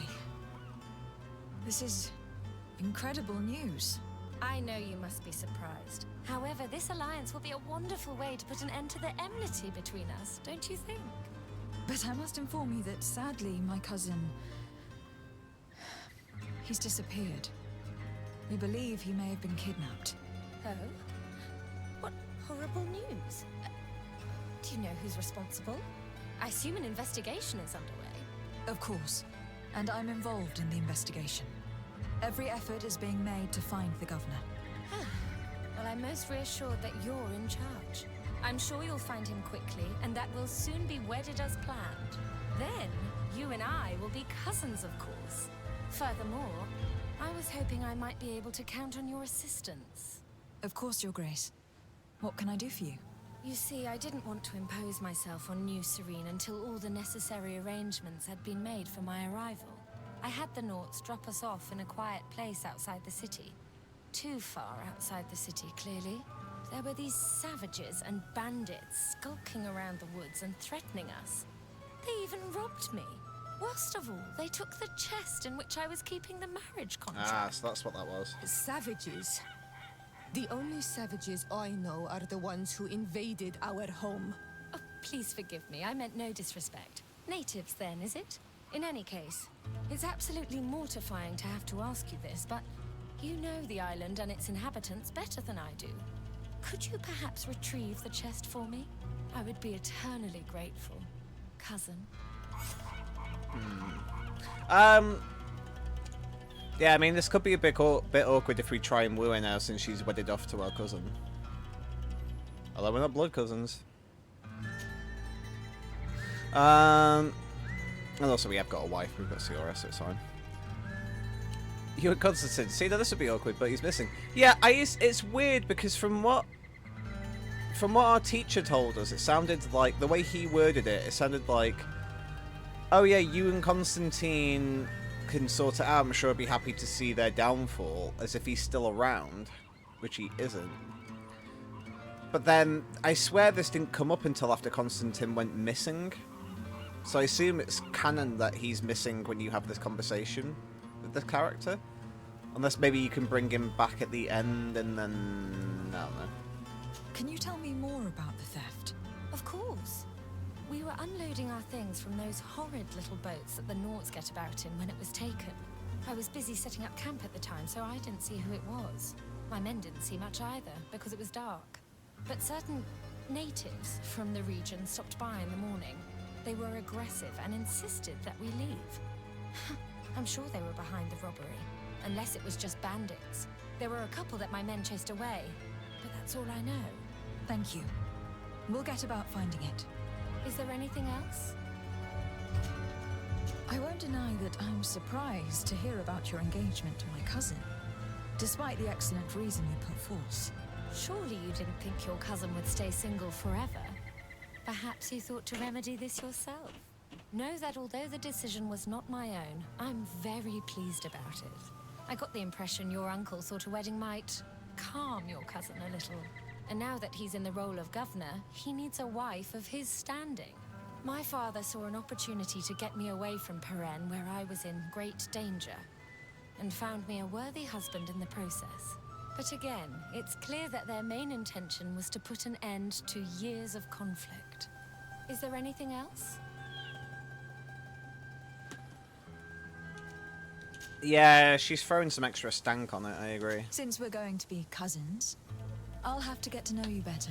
Well, aren't you just lovely? I'm afraid there isn't much to tell. I was raised like any good princess, educated in both arts and arms.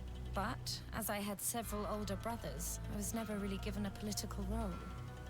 I'm still my father's favorite, though. You may know that I've already been married once, but my husband was murdered in cold blood as part of a plot at court. I'm very sorry for your loss. Please accept my deepest condolences. You're too kind. After he died, my father decided it was best to send me away from Peren. He knew your cousin was unmarried and was tired of the futile disputes between our families. So he contacted Prince d'Orsay, and the rest is history. Is there anything else? No, that's it, thank you. I must be going, Your Grace. But of course. Goodbye, dear cousin. Not a fan. Not a fan. She is cute, though.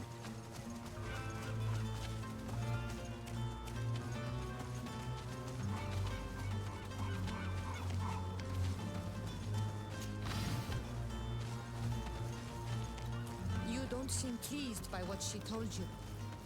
Would that be because of the contract she spoke of? Your wedding traditions are very complicated. Yes. The great families use contracts to join two members of their families. That's what I thought. And it explains why you're so angry. I don't understand why she spoke of union when that family is your enemy. I can't believe it either. There's too much rancor between our families.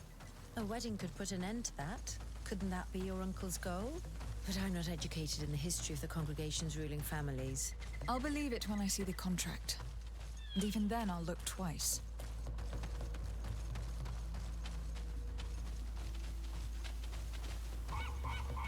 If I've understood correctly, the chest was here when it was stolen. Ah, there are footprints which lead away from the camp.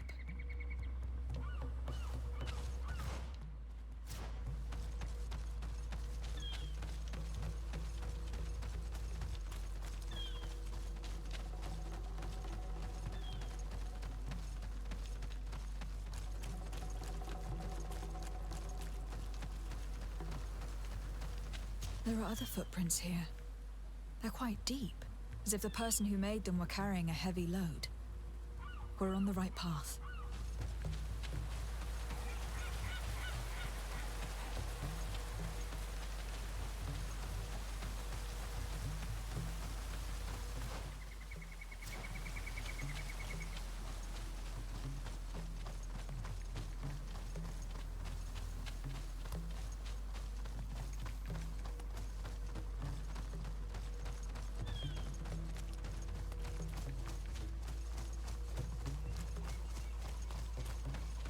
The undergrowth has been crushed.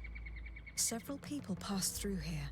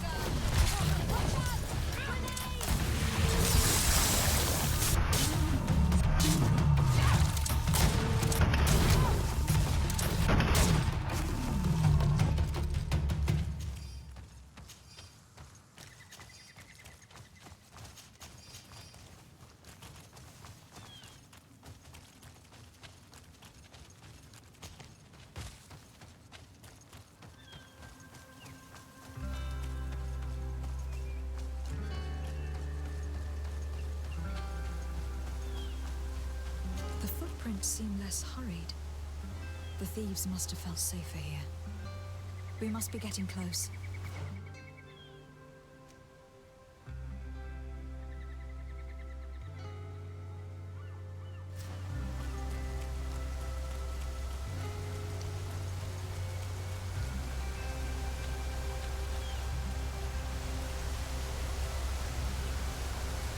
Oh, well that wasn't all open earlier. I guess now it is. So, wait, so the chest isn't where I thought it was then? Interesting, so I wonder what that chest is. Wondering about what to play after I finish Greedfall. Thinking maybe to do KOTOR, although I've got to have a look at the mods and stuff for it first, but that's a potential one to do. Because Greedfall 2 won't be out by the time... This doesn't look good. Greedfall 2 won't be out by the time we finish this. Won't be far off. This won't be done. And KOTOR's not... surprisingly not too sure. Or I might just try and play something different since...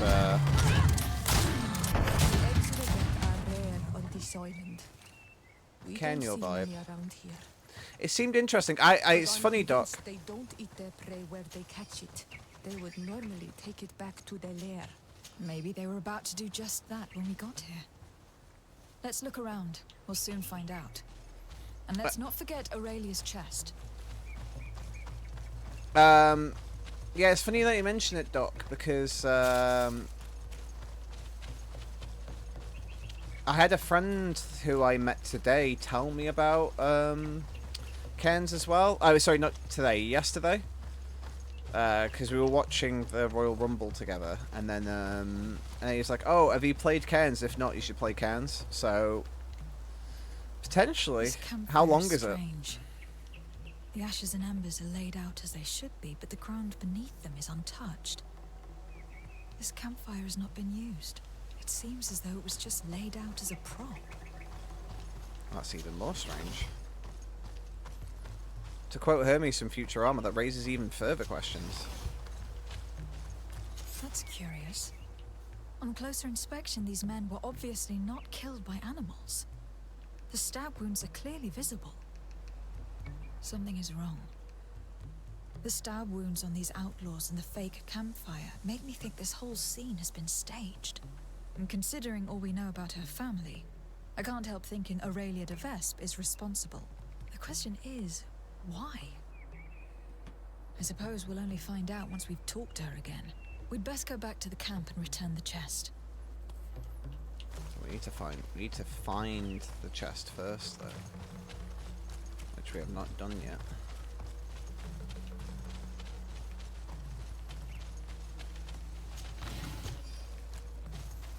$10 to 15 hours first playthrough, apparently. Interesting.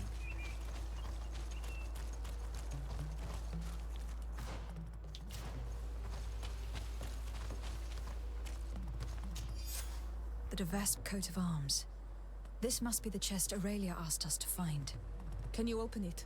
I'd be curious to see if the contract she spoke of is genuine. I can't see a lock, and we'd be hard-pressed to explain why we broke it. We'd better bring it back untouched. Wait. There are armed men on the path. We should try to find a lookout point to learn more before we move on.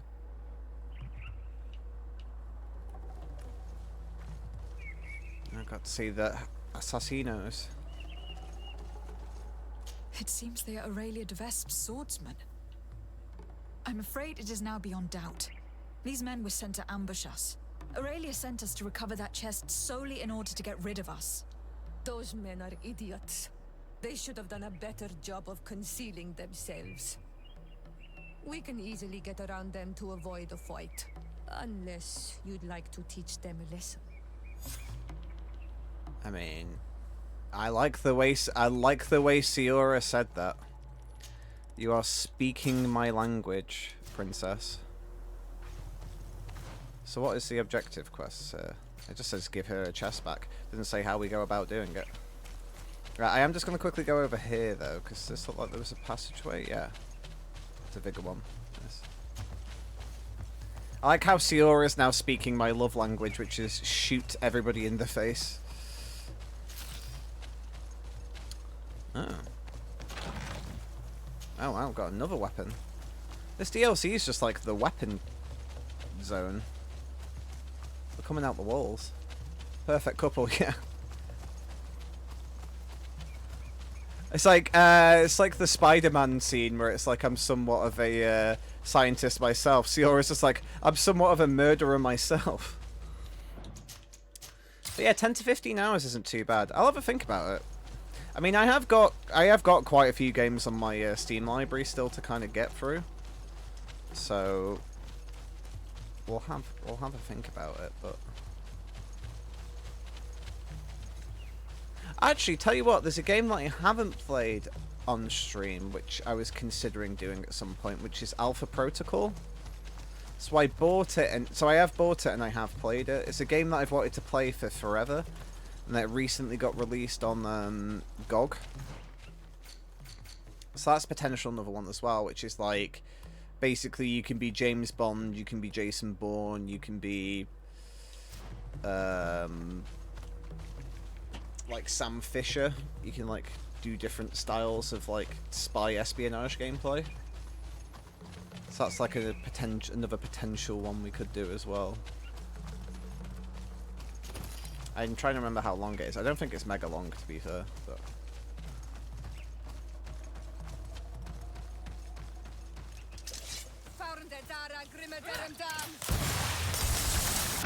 The Devest deserve their nefarious reputation. This whole mission was a trap. First those beasts, and then in case we survived them, these assassins. What do you intend to do? I suppose we can't just go and ask for an explanation armed to the teeth. She'll have to answer for this. But given the power of her family, we must remain polite. well, I feel like murdering her entourage is a good way to go, because we're like, hey, you sent assassinos after us, and we kicked their asses. Nostalgic games, have you played Nulf, Kenneth? I don't even know that abbreviation, I'll be honest. Doc.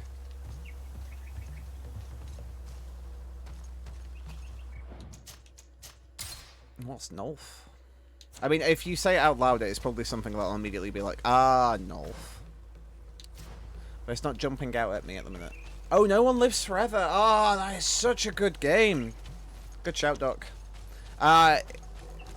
Is that on GOG? So that's why I predominantly pick up a lot of my old games, is GOG. But yeah, No One Lives Forever was a brilliant game.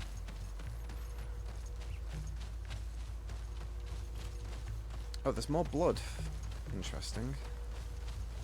I swear this blood wasn't here earlier, or if it was, I was not paying attention.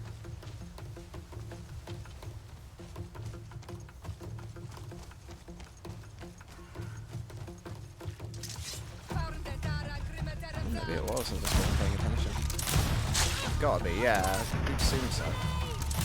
I haven't played that in forever, because it stopped working on, like, I'd like the disc version, but then it stopped working on, like, modern PCs, and then they had, like, a big clear out of PC games at some point. Yeah, that's a good question. Yeah, No One Lives Forever is a classic.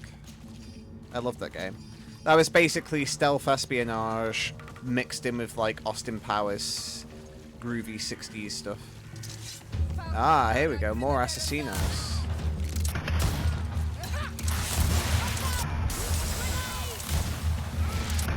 Shit, yep, it's not available. Ah, man.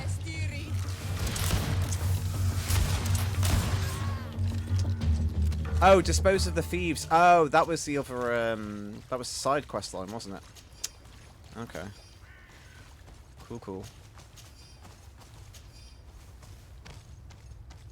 Pick up. Thief's Diary. I sent a present to Justin. I hope the money he gets from selling it allows him to continue his apprenticeship. He so wishes to avoid a life of thievery by learning an honest trade, and I hope a guy I gave the chest to won't get lost. It's impossible to find a messenger in this dump. If one of the guys hadn't wanted to go to town, I never managed to send it. It seems as though the guards were waiting for us this time. They shot at us and I was hit. At least the haul was good. With my share, Justin would become the craftsman he always dreamed of being. May even have enough to buy a store. Well, if I survive my wound. Well, I mean, we've murdered him, so I feel like it's not looking good. Greetings, baby brother. We've moved to the wilderness, but it turns out that some kind of noble family has set up camp here. The place is a gold mine. I know you don't approve of what I do. Oh god, this is making me feel bad for murdering people. Approve of what I do, but these people doing the laundry deserves to be dug through. They're a bunch of cutthroat assassins.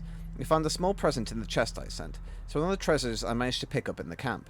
You can sell it to make a bit of money. Going back to the camp with a couple of friends, you can't imagine the treasures to be found here. Spotted some suits of armor which must be worth a pretty penny. I hope your apprenticeship is going well. Take care, your loving brother. No, we murdered an innocent man.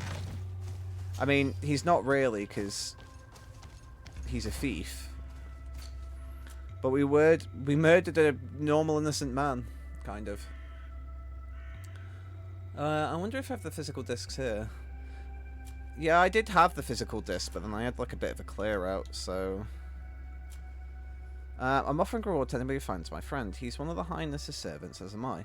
In the ruins of the old port, but he never turned up. Ah, shit, so that's back all the way over to the other end of the universe again.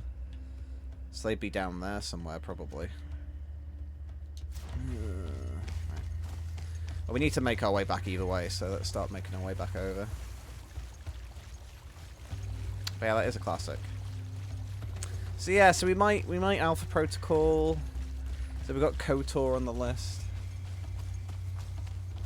Yeah, I mean that's the trouble, because like modern PCs, number one, like the disc versions of PC games just stopped working on modern PCs anyway. But then modern PCs then also stopped having disc trays. It's like the ultimate double whammy for PC physical media.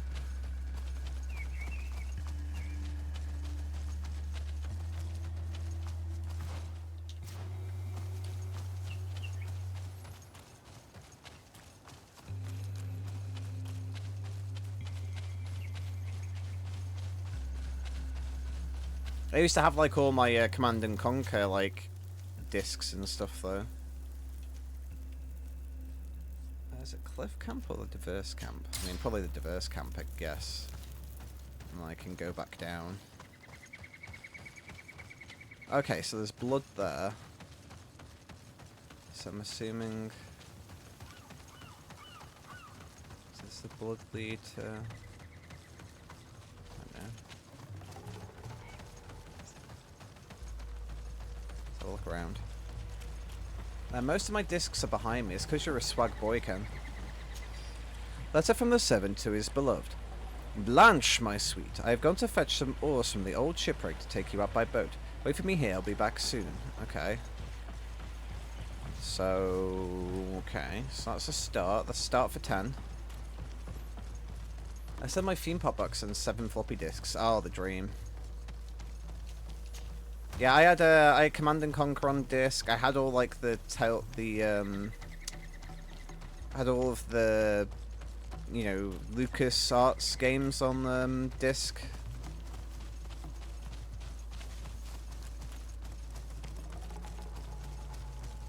There's some, you know, all like the Dig and Full Throttle and Day of the Tentacle and stuff. Actually, the reason why I had those discs is a reason because I added them all to Scum. Because as long as you have the raw files, you can add them to Scum. So I had all like the original, files and stuff. So.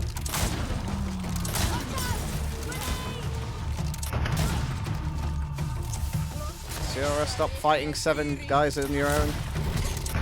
It's not good for your health. So yeah, so I have like all of the OG, like LucasArts games. Oh yeah, there he is.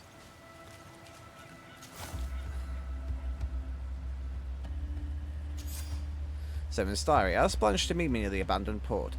There's an old boat down there. I'd love to take her out by night. It would be so romantic between the setting and the ring I bought her. How could she refuse me? She would make me the happiest man alive. God, these side missions are making me depressed. We killed a thief that was just trying to look out for his brother and help him get his scholarship in cooking. And then we found a dead fiancé to a person. Depressing. But they're all done now, which is good. We'll teleport back over to the other camp now. So the question is, do we murder our cousin's wife? Is this our DLC? It is. Oh, he's dead. It's like an episode of The Walking Dead.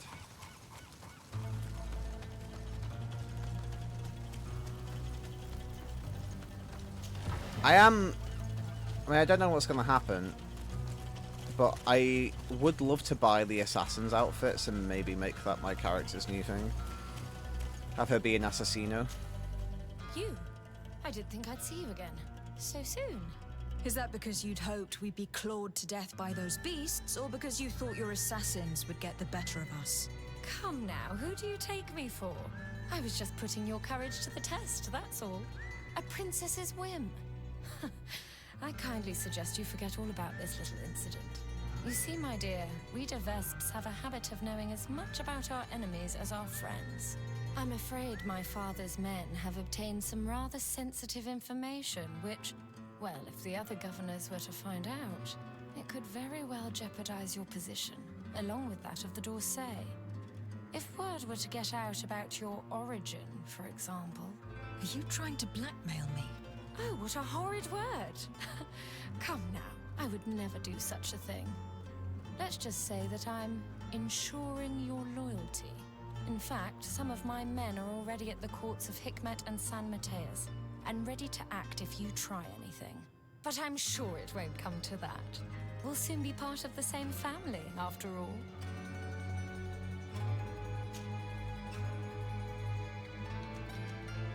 Why do you feel the need to resort to blackmail? You have your contract. Why threaten me? My sweet summer child. You seem to have learnt to navigate the seas of politics in a duck pond. My waters, however, were shark-infested. Knowing the weaknesses of others, as well as how and when to exploit them to ensure unwavering loyalty, is key to survival as a Vesp. I believe I mentioned that my late husband was murdered at court. Well, his killers worked for my brother. My own brother didn't think twice before having the man I loved killed to secure his position. He broke my heart. I understand, of course. I'd probably do the same. And what of it? Do you think I would feel more remorse were it, say, a cousin-in-law? Is there anything else? Okay, what about her intentions? What are your intentions? Surely you're not going to all this trouble just to marry my cousin. And why not? Your cousin's quite the catch, you know. Don't tell me you haven't thought about it yourself. But you're quite right. I want more than just a new husband. I want a place where I can showcase my talents, a place to shine. Who knows? As the governor's wife, I could even become the new legate and try my hand at diplomacy. Unless I decide to keep you, of course. That is, if you promise to serve me well and aid me in expanding our influence on this island and beyond. The Vesps have long worked in the shadows of the congregation. No more. I hope that answers your question. Is there anything else?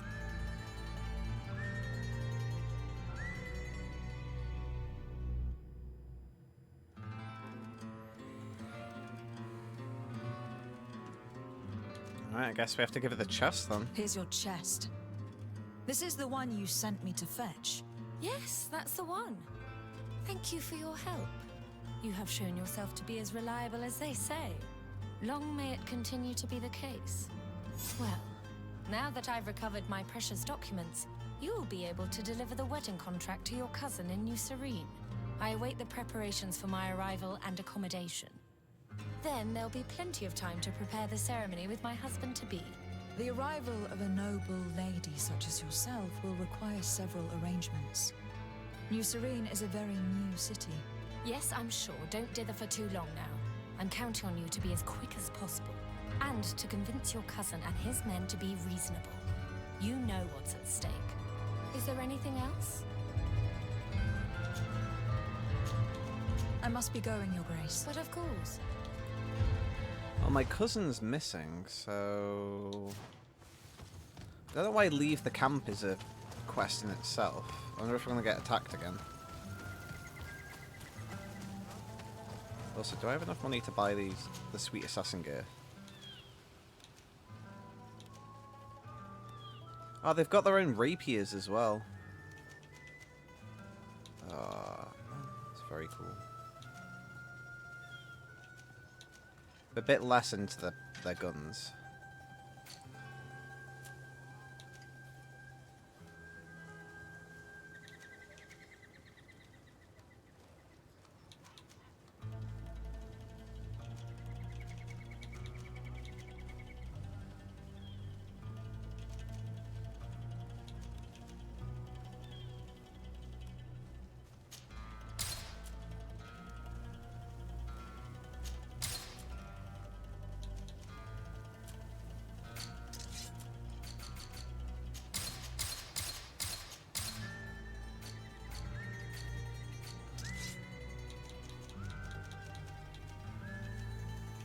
Oh, we don't need the straight saber anyway.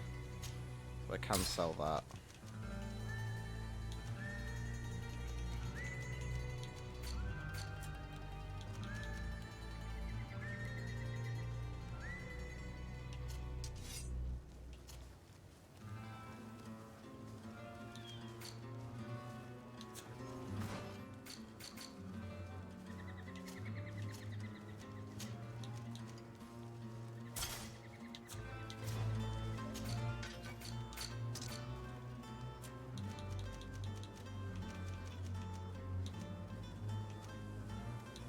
Oh, we get one of those ones off the dead guys, I guess. Yep. Sure. Sailor's gloves, sailor's boots. Cool. Do we have enough now for the final bits? Maybe.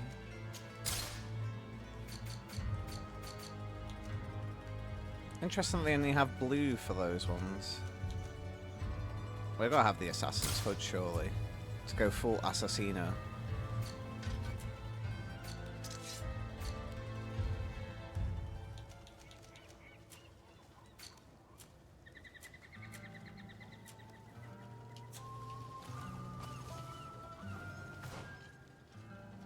We can't wear the armor yet, so that's why that hasn't changed.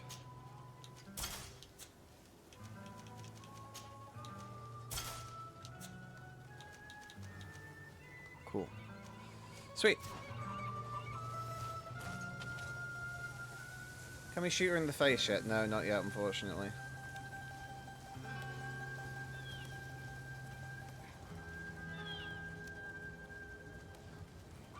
Yeah, Doc's got access. Doc's found some discs, some ancient tomes of the game on.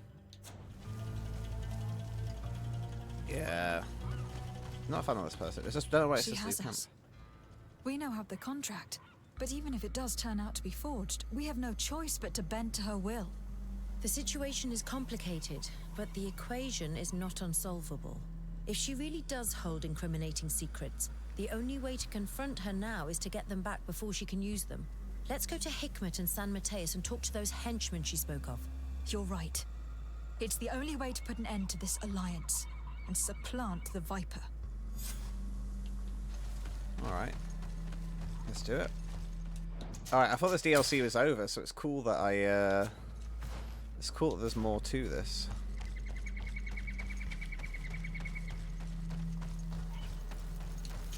Alright, well I guess let's go to Hikmet first, because that's the one it wants me to do first.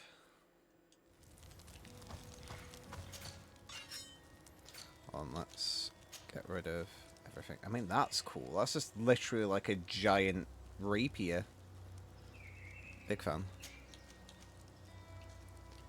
And then that little hammer's adorable.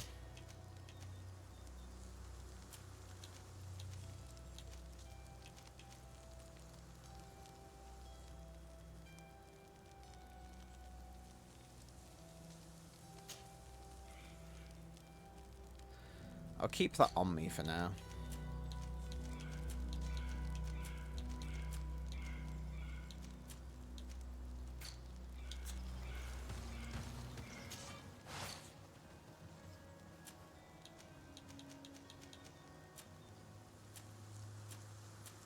It would be very funny if now, like, the items we want show up after I've spent all my money on other stuff.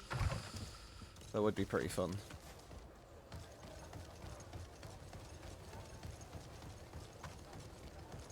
Right, we haven't been here for a long time. So we go to the Mother Cardinal quite frequently, but we haven't really been to see this guy in a long time.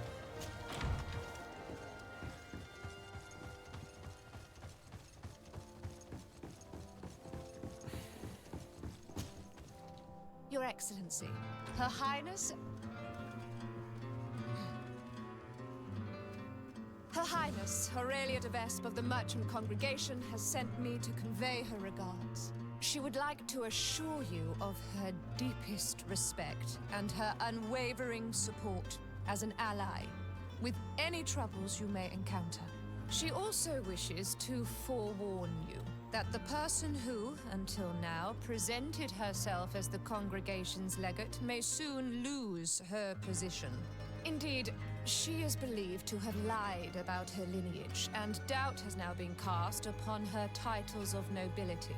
It is also rumored that she has engaged in questionable dealings involving the guilds and the natives. We sincerely hope that, until this situation has been clarified, you will treat her with the utmost suspicion. Naturally, if these allegations prove to be true, a new legate will be appointed by Her Highness immediately. This situation is regrettable, but hardly surprising. I cannot deny that our dealings with the legate have often been wrought with a lack of elementary diplomacy, and what you are telling me merely confirms my suspicions. But look, here she is. Madam, in light of what I've just heard, you are not welcome here. At the very least, until these allegations are confirmed.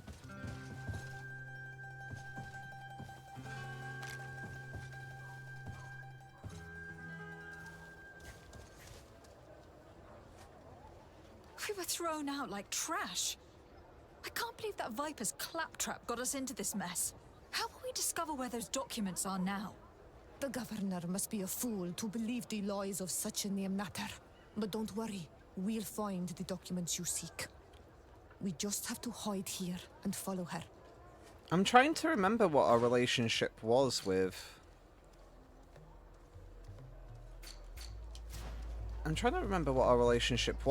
the Bridge Alliance. I mean, it wasn't the best, but I don't remember it being terrible. You... Okay, not sure exactly how she spotted us immediately when we were round a corner, but it's fine.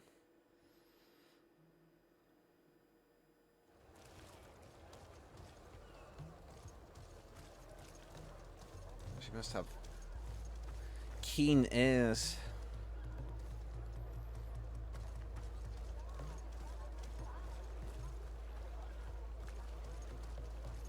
Sorry, we just got a murderer. It's fine. We're too far away from the target. Oh, so this particular DLC forces you to actually have to keep them within line of sight. Because the previous times, the game didn't seem to care how far away you were. Or maybe it did. Maybe it said that and we just ignored it anyway.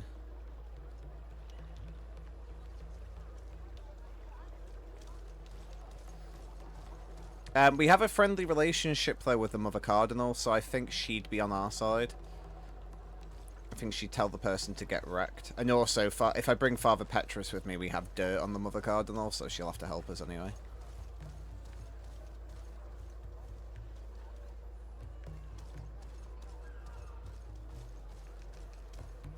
But yeah, I'm trying to remember. I'll have to load an old save just to see what our relationship was with the Bridge Alliance before this particular thing.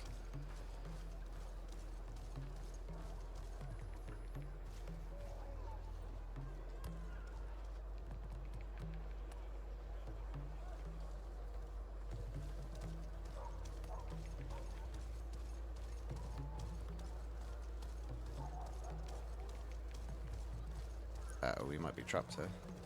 Yep, we certainly are.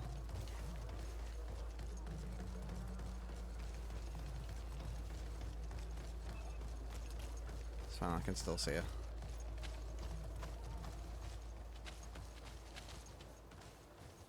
Here come the Devesp ambassador and her henchmen. We should hide and listen to what they say. We may glean some interesting information.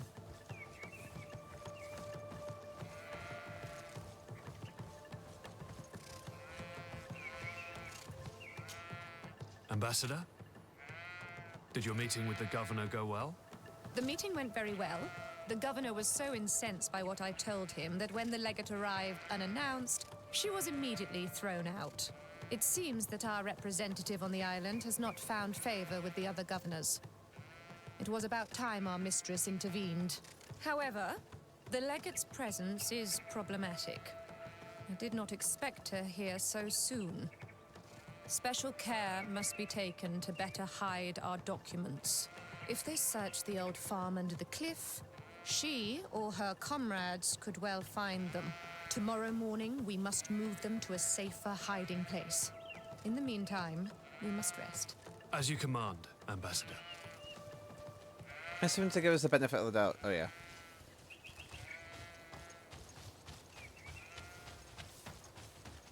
Alright. Let's go kill some assassins.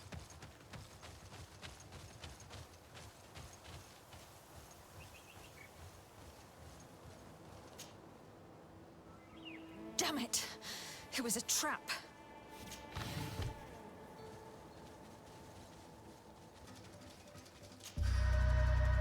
Notes on Kurt of the Coin Guard. Kurt, according to the Guard's records, Kurt was born in 1199 after the foundation of Serene. 1302 after the foundation of Perrine. He is a captain of the Coin Guard and was formerly Governor Constantine and Legate de Sardet's Master of Arms and Bodyguard. His parents were both guards, but he was brought up by a prostitute and trained by a man named Herman.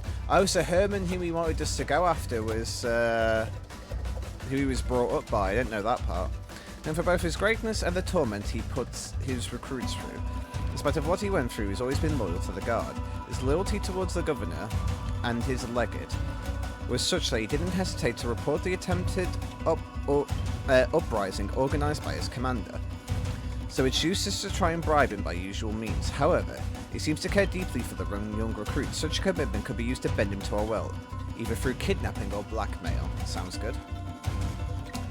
Notes on Siora, the Savage Princess. We haven't managed to get hold of any records clearly indicating this woman's year of birth. Nevertheless, according to our sources, she's 22 years old, and therefore would have been born about 1315, after the foundation of Perrine. She's one of two daughters of an island war lady who died in the battle against the Bridge Alliance, which the Legate failed to prevent. I'm sorry. She has reportedly travelled with Sardet since, and is part of their entourage. Some people say that she knows how to use strange magic of the indigenous people. This young woman could be a precious ally if we succeed in gaining her loyalty. She could only serve to bend the D'Arcy family to her will. She could ensure a good relationship with the local tribes. It seems to me that Sardet's fail in preventing the battle that claimed her mother's life, as well as resentment she must feel towards the Alliance, could be a solid way to sway her loyalty. Bitch, please, she's my wife. Good luck with that.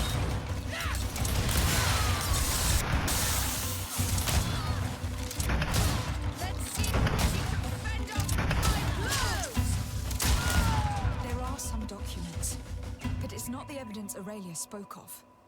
These documents speak of you. It appears that the Devesp sought out information on each of you, hoping to influence you or to drive a wedge between us. Could you read it to me? Oh, I would like to know what a bunch of renaigs they may have found out about me. This is just further proof of their deceit. And the so-called evidence got away again. Let's search these men. We may find something useful.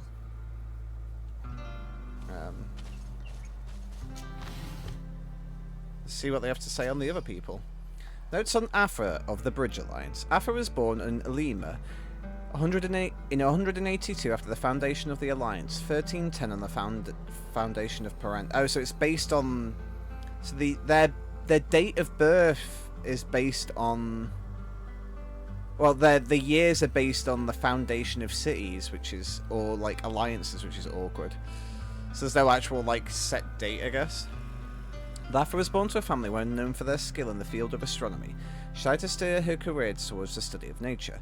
She studied with Dr. Silly, a well-known scholar from Al-Sad, and decided to move to the island to join him. She reportedly recently left his circle of students following disputes on scholarly views. The professor is rumoured to resort to murder and torture for the advancement of science. Since his students was drawn to his work, it won't be difficult to blackmail her.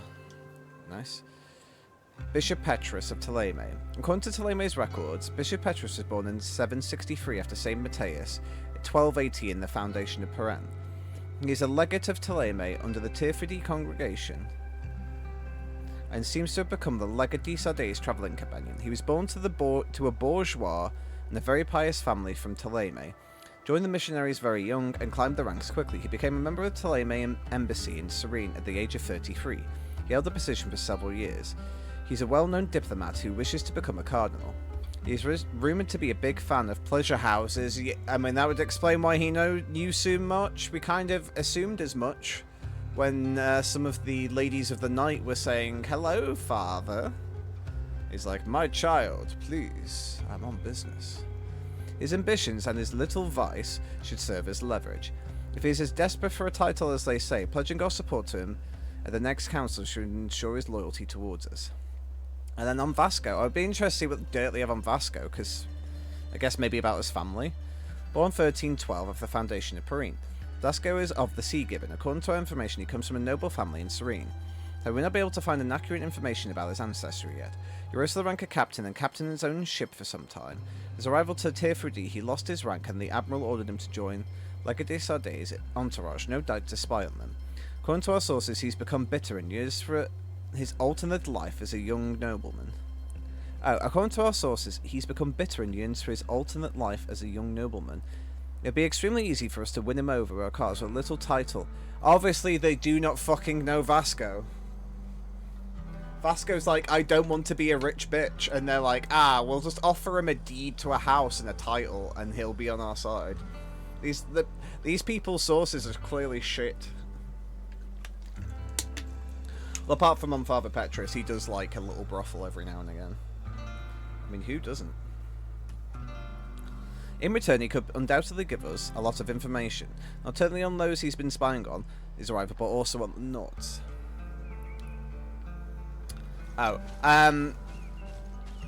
Basically...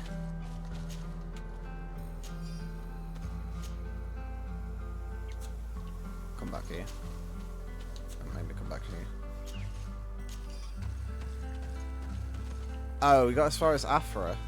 So basically, Father Petrus's one said that he wants to be. So Petrus's one said basically that he loves a good brothel house, which we knew anyway because when we did that Mother Cardinal one and we went to the brothel to ask about it, they were all like, "Hello, Father." So we kind of already knew about that anyway. But basically they said, oh, we can maybe sway him by offering him like a title of Cardinal. Yeah, that's all the use of it. Yeah, exactly. And then for Vasco's one, their research on Vasco is completely fucked. They knew that he's part of a rich family, and it basically said, oh, he's sick of his Naut lifestyle because he lost his ship, so he wants to become like a young nobleman. So we're gonna offer him a title and like a deed and all that sort of stuff because he wants to be a rich bitch. And it's just like, clearly you do not know Vasco. He said he doubled down on being on the seas. Note to Madame Levoisin. For our safety and to prevent anyone putting their hands on these documents if the farm is attacked, the documents shall remain hidden in the tree stump near the farm on the foot of the cliff. Okay, seems important. Note from Aurelia de Vespe.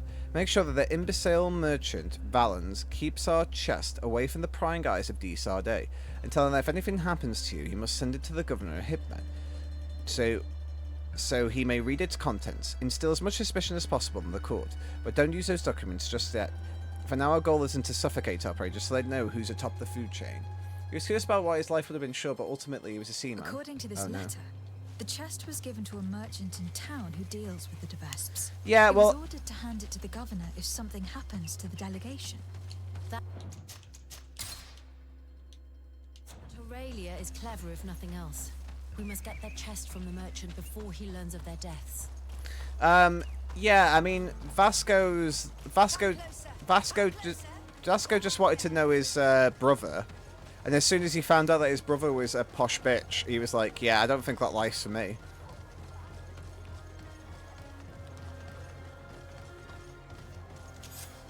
Hello. Are you Valens? Indeed.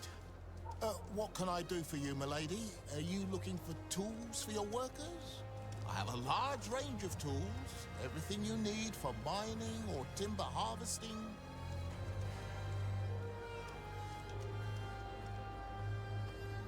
I have no interest in your goods.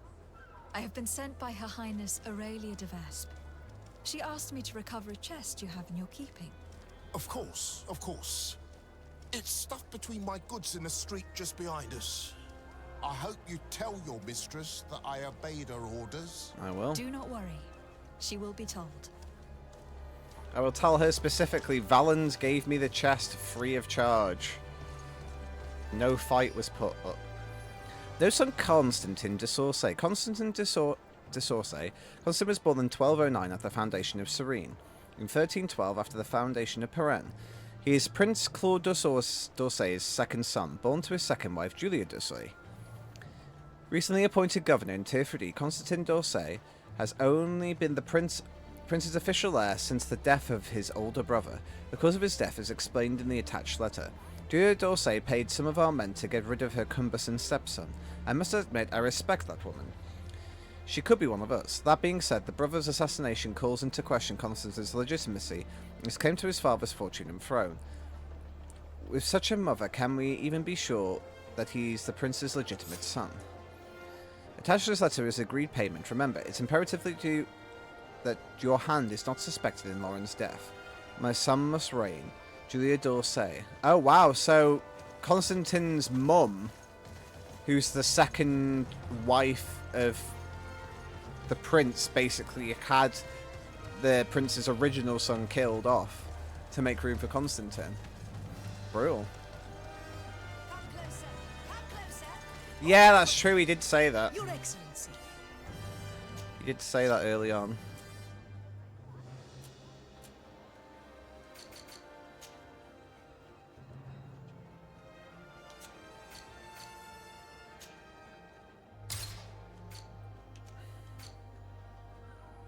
Oh, I didn't mean to buy that.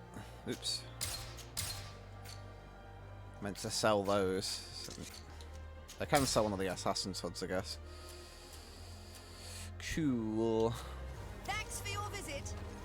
Alright, well that's one down. Now we've got to go do the other one. Now we've got to go to San Mateus and we've got to bring Father Petrus this time. Though it has been fun having Afro with me, to be fair. Like a nice change of pace, but we're gonna need the boy in the squad. Yeah, I wonder if I still have the documents on me, actually, because I might be able to just read them again very quickly. Possibly.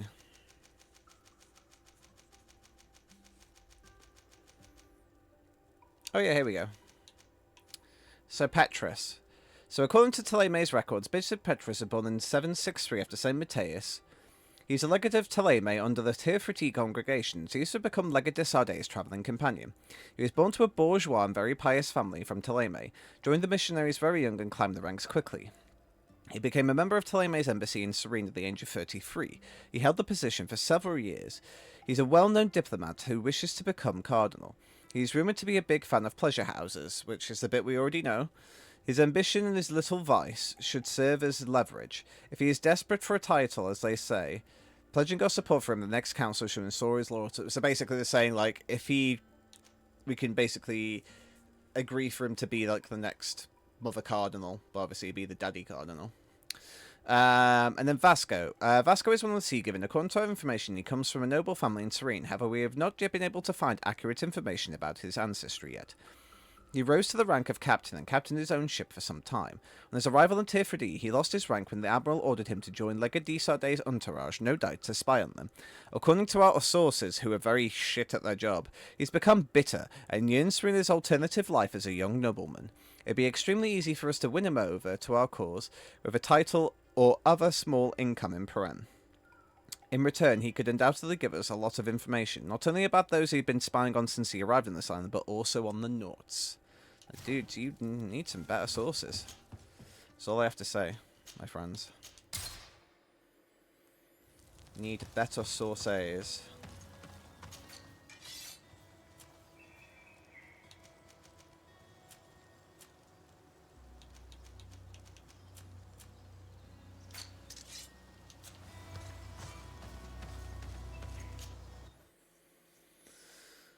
Whew.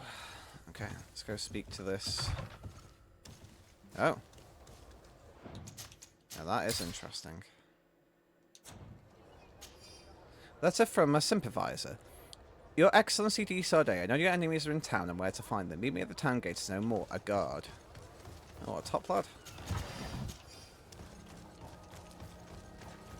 Hello, a guard.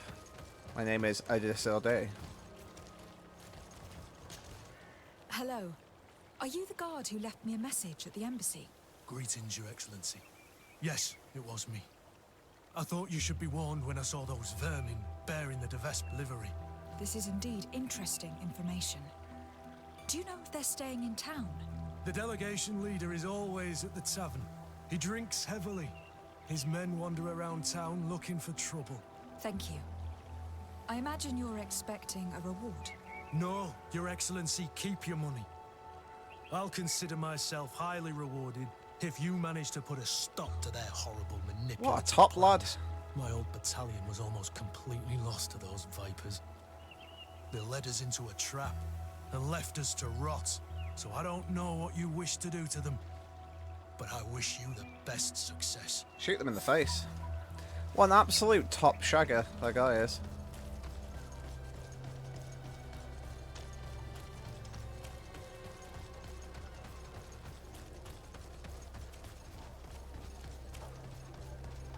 Gives us information and doesn't expect money. I was thinking something like, shoot them in the face. It reminds me of, for some reason it's just only popped into my head now, it reminds me of the pain from, Let's Destroy Metal Gear, the, Snake Eater one. It's like, I see you in the bushes, I shoot you in the face. I see you over here, I shoot you in the face. It's just Naked Snake running away like, no, stop shooting me. Hello, Mr. Tally. Hello. I wonder if we might have a word. De Sardet. The Dorsey family's henchman. I knew it. I knew I would meet my end by accepting this mission. After what you did to Ambassador Lavoisin in Hikmet. If the ambassador and her men had not attacked me, they would certainly still be alive. Since you know who I am, you must know why I'm here. Yes. The document chest. But don't think you can scare me into giving it to you. I've been scared to death since I got to this town. Since I got to this island. But I will not betray them.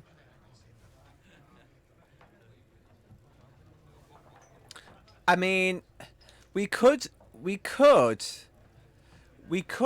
the 100% charisma, or we could just offer him a drink. I think that's the funnier version. Come. I think we got off on the wrong foot. Let's talk over a drink. I imagine you mean to get me drunk to kill me more easily. Why not?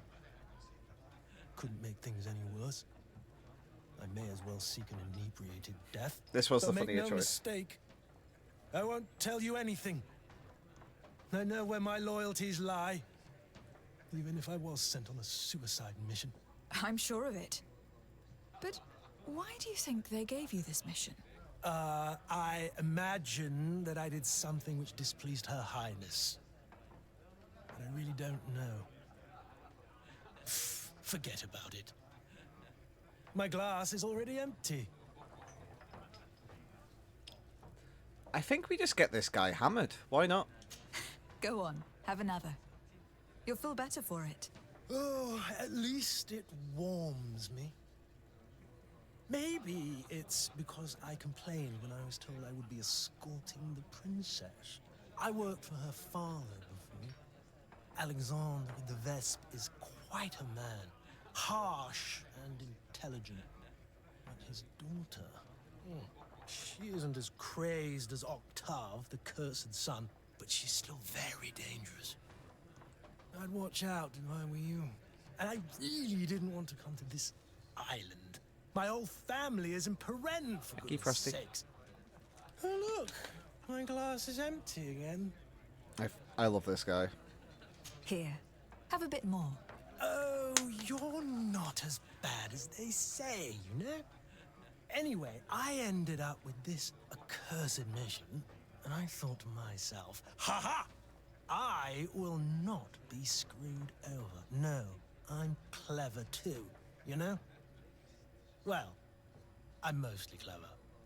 Right now, I'm a bit, So, I sought out your worst enemies in this town, and I found some inquisitors who really don't like you. That doesn't surprise me. They were very happy to take the chest. Fools. The fact remains that you will never find in which of the warehouses around the port their hideout is. And now, you have no reason to kill me. Wasn't that very clever? Indeed. Very well. Seeing as you can't help me, I'll leave you to your drunkenness. That was really funny. That was worth it. I mean, we could have just used our 100% charisma just to persuade him, but I think it's far more fun to get him hammered. He seems like a chill guy.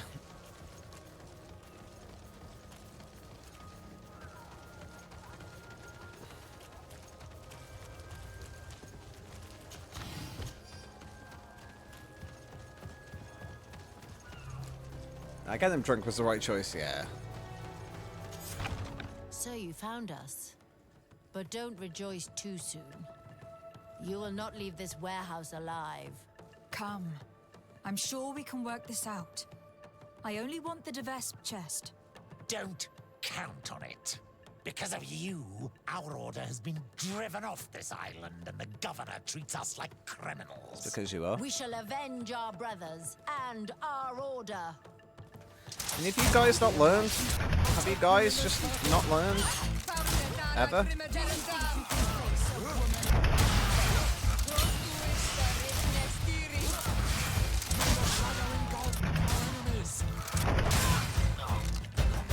Have you guys not learned? Come on, guys. Come on, guys. This is very silly of you. You must know by now. I will just shoot you in the face. Rookie move. You just hate to see it, you know.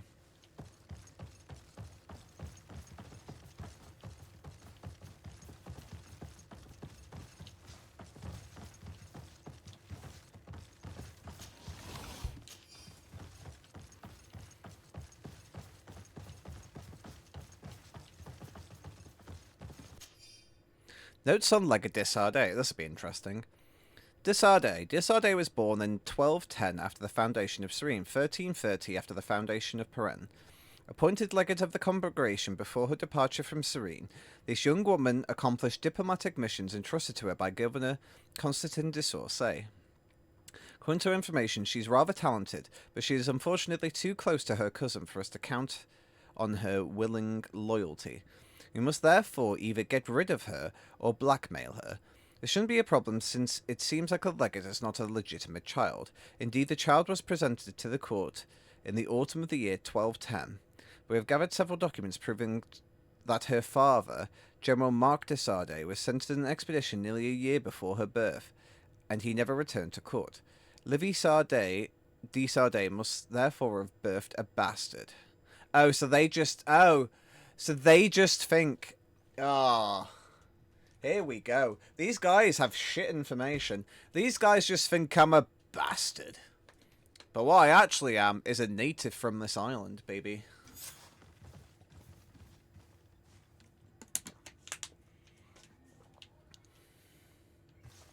Yeah, they have terrible informants. I'm not a bastard. Oh. Now we've got...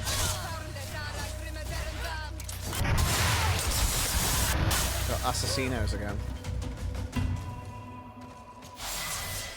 Hey, nice. There we go. Level 34. That's what we needed. 4 night gloves. Not really what I was looking for, but cool to get there. Alright, I think that's everyone. Yeah, cool, cool, cool. Alright, so we have 2 skill points apparently to use. So I need 3 for that one. Which is fine. Right, so then we need to do endurance level 2 now. Which means we can wear the Assassino armor now. Which I am kind of tempted just to have on now, to be honest.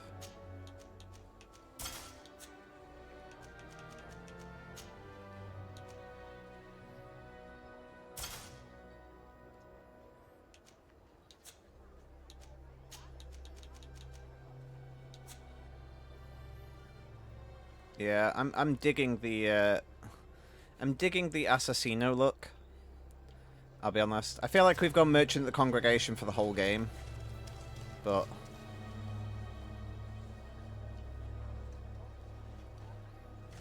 the only thing that's slightly weird is that you can't see D. Sardet's hair. Yeah, time to change it up. Might even wear a new cape, just to like really throw caution to the wind. Dip approved, yeah. I mean, I have to admit, I like Ezio's in particular assassin outfit has always been a favorite of mine. Like Altier's is interesting but a little basic. Connor's is obviously set to like the outfits of the time. I mean, I guess that's the issue of each one, that's set to the outfit of the time. But my personal favorites are the Black Flag one and the and Ezio's, but I think Ezio's is the best one, really. Right, I'm just going to put my other stuff away for now. Then, well, actually, yeah, we'll put everything else away for now.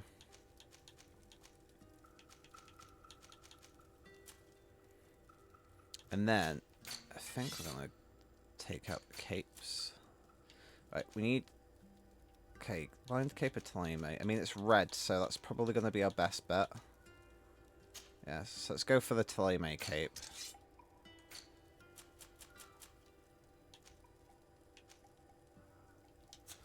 Let me swap it out. Yeah, that's more Assassino.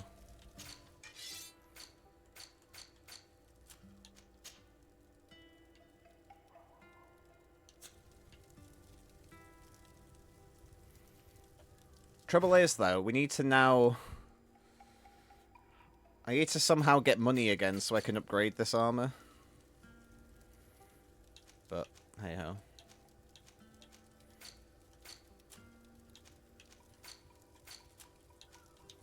Alright, so I'm just going to save the game very quickly. And I'm just going to quickly load the game from a previous save. So let's just go back to here for now, just to see. Girl needs a new wardrobe every now and then. That is true. Gotta mix it up every now and then.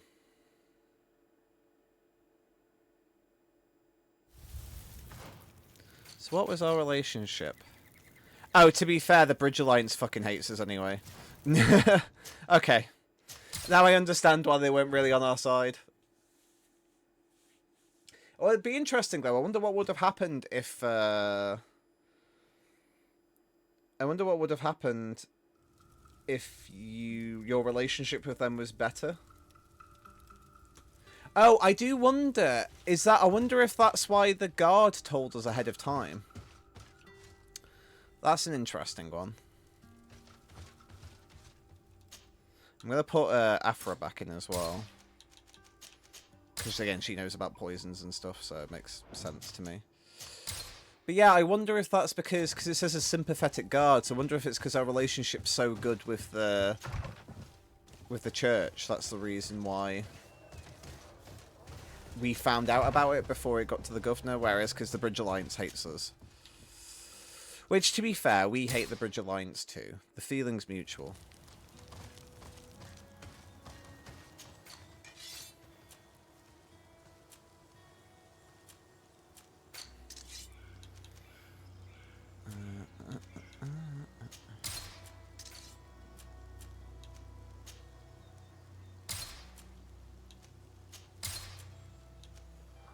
To be honest, I think we can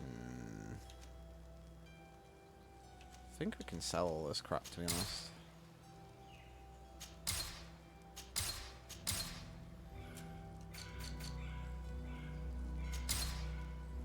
Cool. Like, we still need significantly more money, but...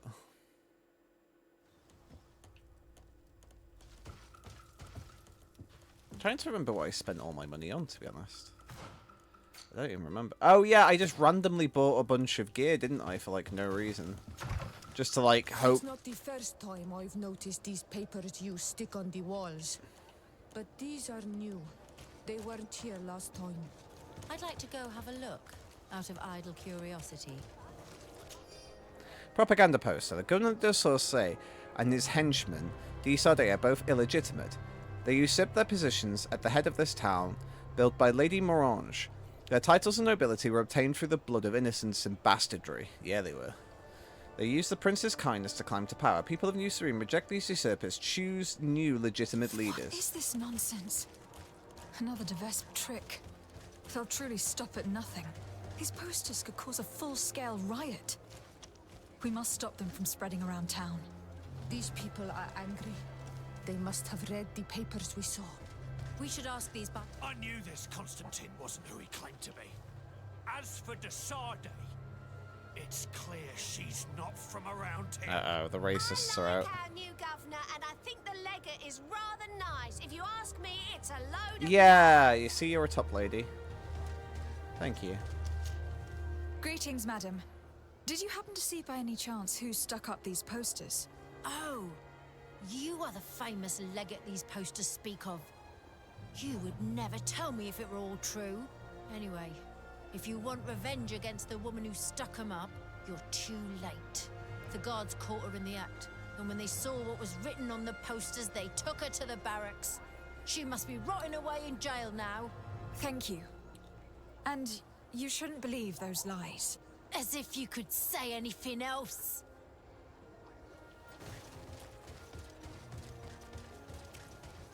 I may be illegitimate, but it's the wrong kind of illegitimate.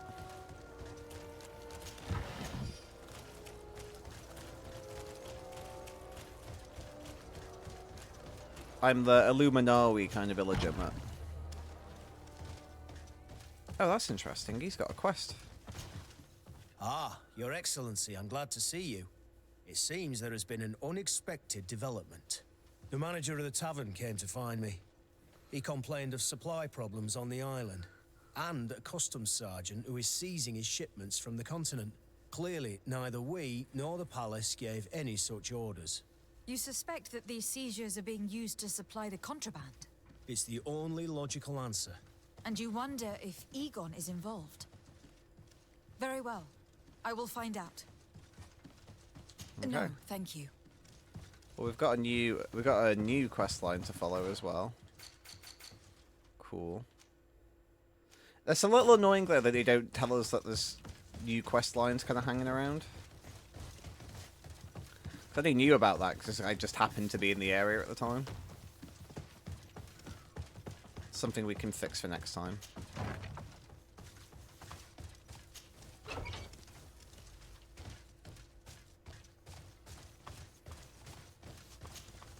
Hello.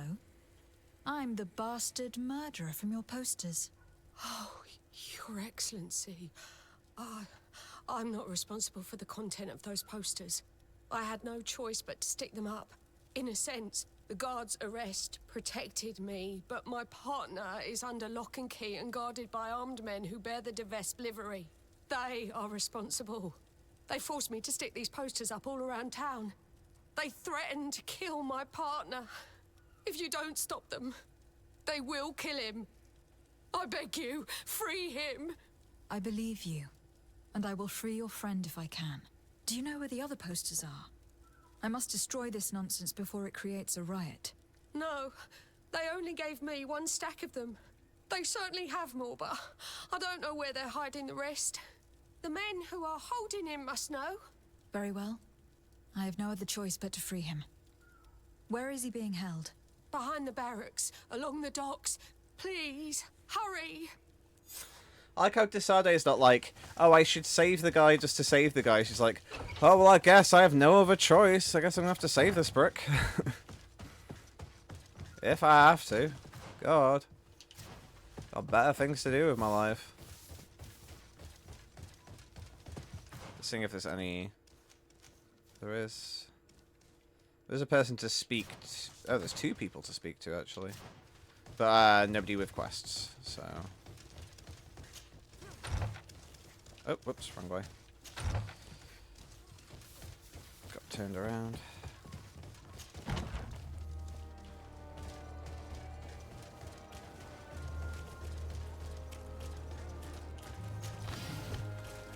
I just need a ton of money so I can upgrade this armor. right now, how much money do I have? 600. I mean, that might be enough to do some upgrades, but not many.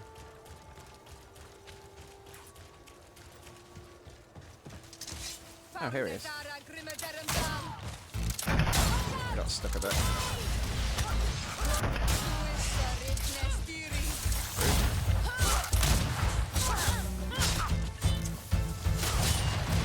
Assassino.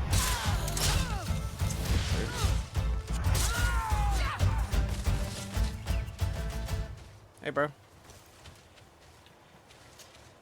Thank you for freeing me from those murderers' clutches. Do you know where my friend is? She went to stick up those horrible posters. She sent me to rescue you. She was imprisoned, but she'll probably get out soon. The presence of these men will prove that she had no intention of causing an insurrection. Oh, you've taken a great weight off my shoulders. I was worried she'd been killed. They were such brutes. I must destroy the rest of the posters. Do you have any idea where those men could have hidden them? Well, they spoke of having a reserve just outside of town. In a small hut, if my memory serves me well. You should go and check. Thank you. And try to avoid the Devesps in the future. They're dangerous. Okay. Okay. Okay. Well, see, I didn't even have to buy any of the armor in the end there, well. It is random, though, what you get off the bodies, so there's a chance that we might not have got any of those things anyway. But never mind.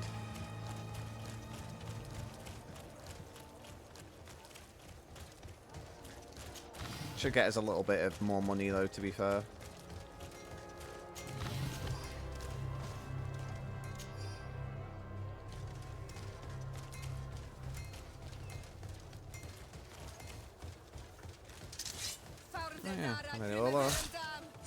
How would you like a taste of this?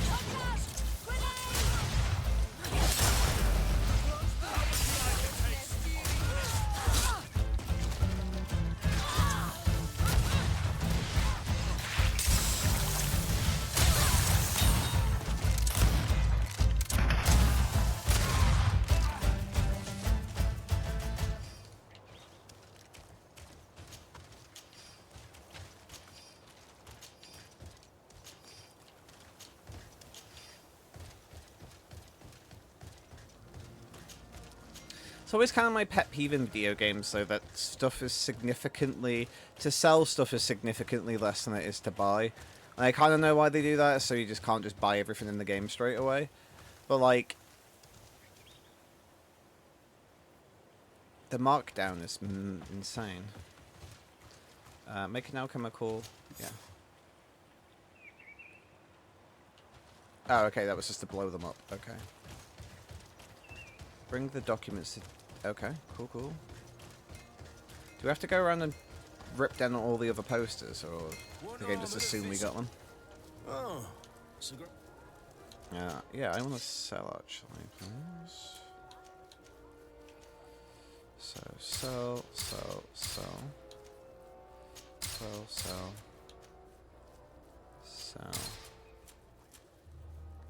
I got some money back from that, not much, but it'll do. Oh. Supply. Oh, no. God damn it. Oh. Have something crafted. There we go, that's what I wanted. Okay, so... Oh, so strap is that stuff. Well, I might as well go for the same one I had. Oh, actually, should I go for the same one? Ooh, that's a great question.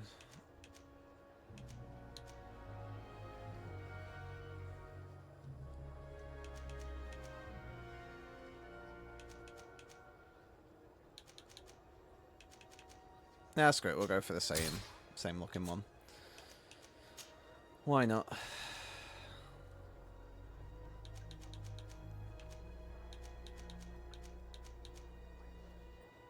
What does Ezio look like? Hold on.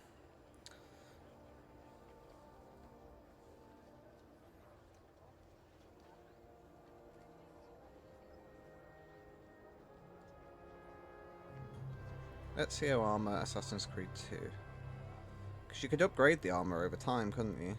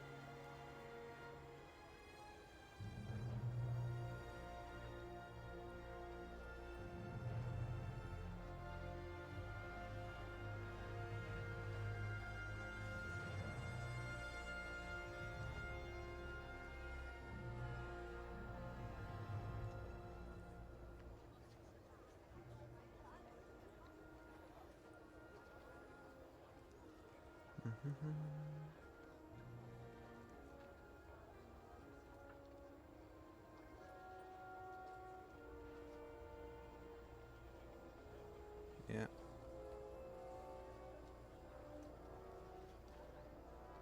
Yeah.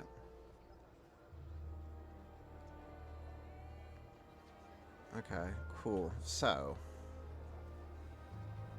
it looks like really Ezio only has one shoulder piece, and it's...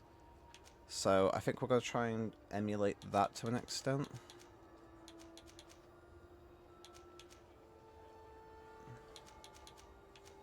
So we're kind of going to try and go for the one that kind of suits this armor style more, but only for the single shoulder.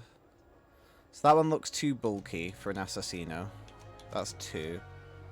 That's 1. That's kind of cool. I feel like that one's kind of got the most Assassino vibe about it, which is what the bottom one. So then, in theory, the breastplate's that one, which I can live with. Doesn't feel too over the top garish. Like, yeah, there is like some reinforcement there, but it could be worse. Cool. Alright.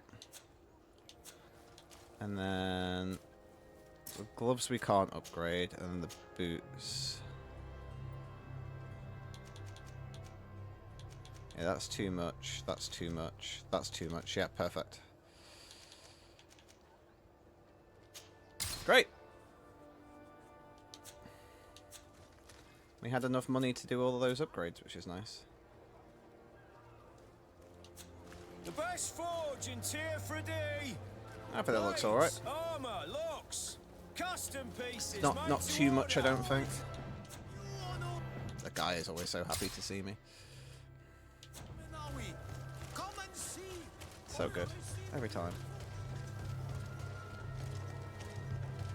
Cool.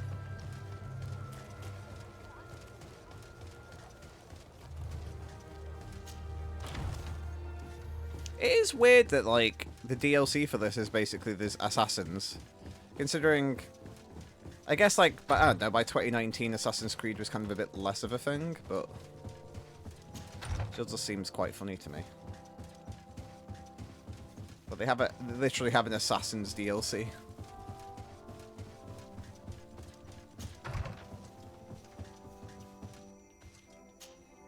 You're back. Any news?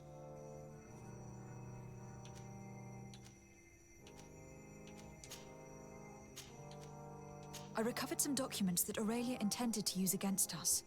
I also brought you the wedding contract. Let me see. Yes. A skillful blend of truths and untruths, as is to be expected. I'm afraid, however, this letter from Julia d'Orsay, Constantine's mother, is genuine. But your cousin is not to blame for his mother's folly.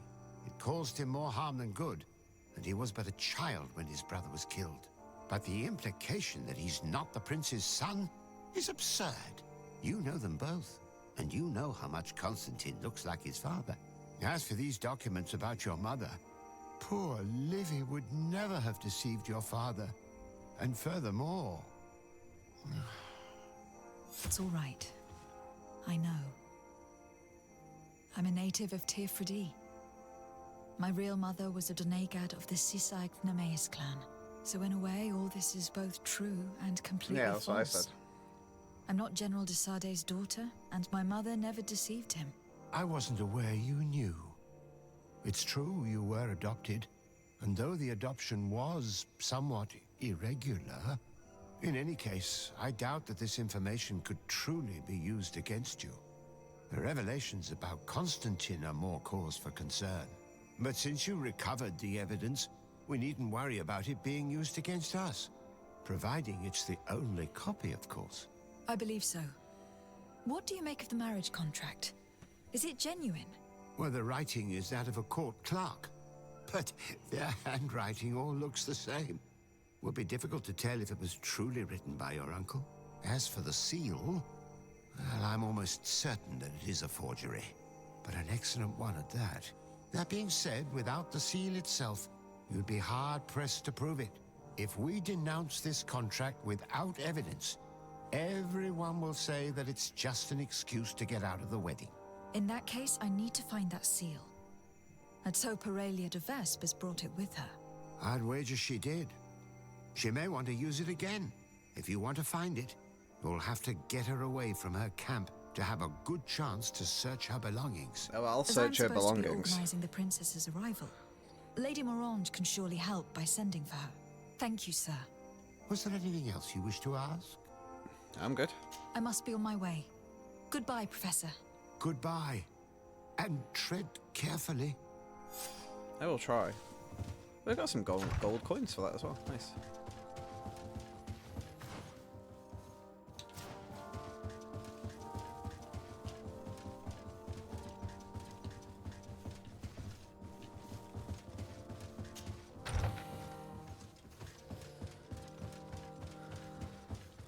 That is right, we are an assassino. I'm kind of digging the new look, to be honest. I wasn't really that fussed about any of the other armor types. I do kind of like this current look. Because we have a Assassin's Creed playstyle, because we're playing as the shooty character. The shooty stabby one, so...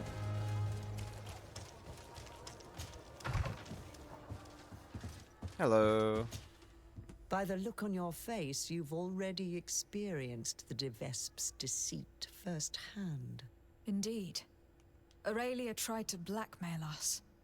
I had to recover evidence she gathered against my cousin and myself, and stop a riot in town she caused by sticking up posters which mocked us, and which depicted you as the heroine. And I can assure you I'm not responsible. I don't doubt it, madam. However, Sir de Cosillon told me that the seal used on the wedding contract was fake, but that we needed the fake seal itself to prove it and put an end to this sham. So, you would like me to get Aurelia de Vespe away from her quarters so you can search them at your leisure? That's the general idea. She did ask us to organize her arrival. Your message shouldn't surprise her. Don't worry, I know exactly what I'm going to write. The young de Vespe may be talented, but I have years more experience. Oh, if I may offer some advice, you should question the Nauts who brought her here. They must have gleaned some information on our charming princess on such a long journey in close quarters. Admiral Cabral should know where they are. You should go and see her. Do you have any other questions? No, I'm good. Goodbye, Lady Morange. Goodbye, Your Excellency. Be careful. Don't underestimate the trickery of the de Vespes.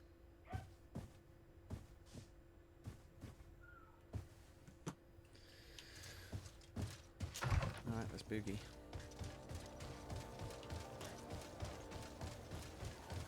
Yeah. Also, I can never say assassin without saying assassino now. This is classic. Yeah, I think it's a good fit. My only issue is it seems to have deleted our hair, which is a little weird, but apart from that, I think it's a good fit.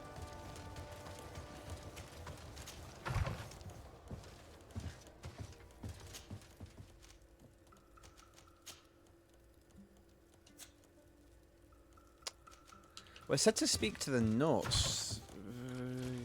Presume we need to do that first. I like... my only issue with this questline so far is it keeps telling me to talk to people but not giving me a quest to do it. Come closer, good people. But let's have a quick word now. So I swear she said speak to the Admiral. And we are best mates with the Admiral. I do like that all this DLC has provided me is that everybody loves me apart from the Bridge Alliance, which I am perfectly fine with. Because you guys suck. Oh wait, there is a quest line for this. Oh. Well, should we ask first? I mean, I'll save it just in case, because you just never know. With this game. De Sardet, what can I do for you? Greetings, Admiral. I came to see you as I seek information about Aurelia de Vespe and her entourage. Since they landed on this island, they haven't ceased their efforts to undermine our city and our diplomatic position. And since they traveled on your ships for several months, I thought you and your men would surely have things to say about them. We don't make a habit of revealing information about our passengers, but I'm willing to make an exception this time. Yeah. Since we got here, part of our ship's crew, those who were in contact with the Devesps, haven't been heard from. The rest of the crew, the ones who steered the ship, are here. They're worried and fear the worst for their comrades. I would be very grateful if you inquired of their whereabouts. If you find them alive, I will not object to them telling you everything they know. Quite the opposite. One thing is certain. The Devesps will never set another foot on one of our ships. Rest assured, I'll do my best to find them. Goodbye, Admiral. Goodbye, de Sardet. And be careful. I need to be going. Until we meet again, Admiral.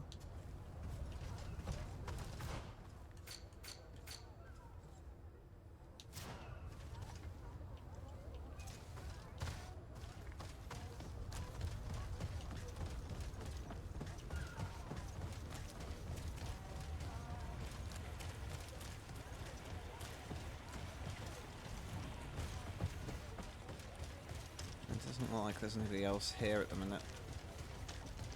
I was wondering, she said something about speaking to the people that did the ship, but maybe they're at the location rather than...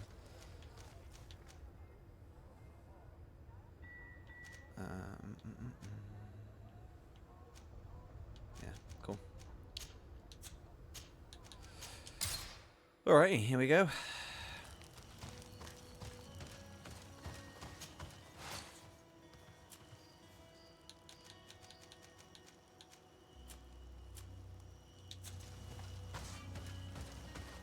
Also gives me a chance to have purple armor on as well, because that's kind of been the issue. Is that all my armor's blue.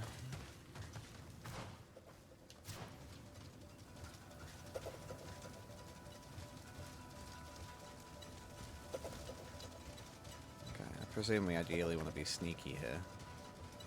So what I am going to do is take a haze potion. So we technically don't want her to know that we've been here.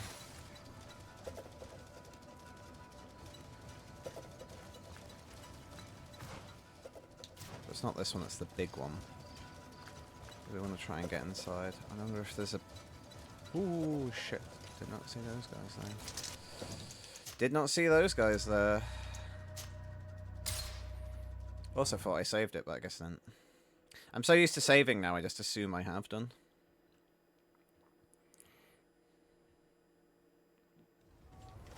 Alright, let's try again.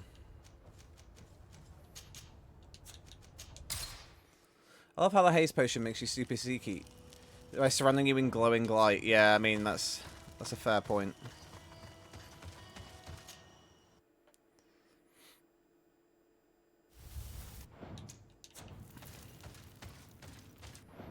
Okay, let's do a quick save again. There is a great haze potion. I wonder if I can make that actually now. I don't know if you need science free for it.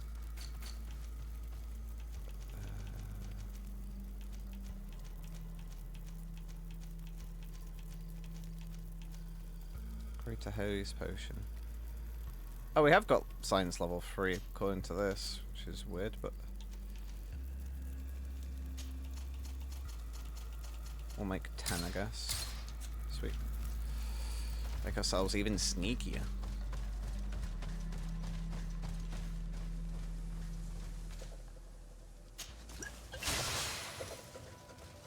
But yeah, I agree. It is quite funny that, like, you have glowing embers around you to make you sneaky. It's not exactly top sneakiness. Now we know not to go that way.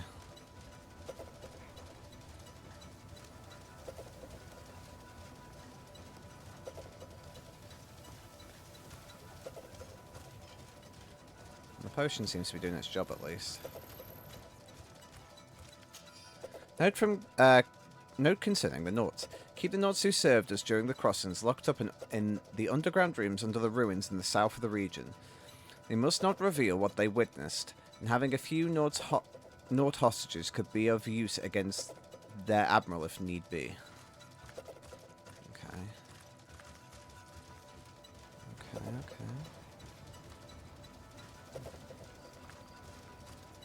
My question is, how the hell do we get up there? Is there a back way? There's got to be a back door somewhere.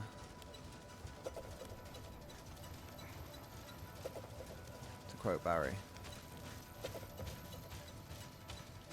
Okay, we can't go that way, so maybe we can go around the other side, though. I feel like go back around the front. Okay, so our things run out. Let's use Greater Haze Potion again. So that person there's not moving, so I feel like trying to go through the front's a terrible idea. So if we try and sneak around the back again. This time if we go this way we can get around the guards probably. Oh, not. Oh. That guy's still there, but the other person's gone. But surely we're going to be too visible to that person. So maybe now we need to go around the right. We need to change up strategy, possibly.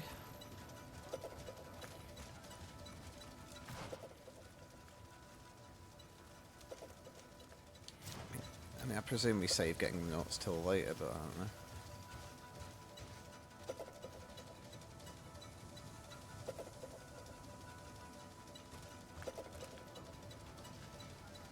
The haze potion's going to run out before we get to where we need to be.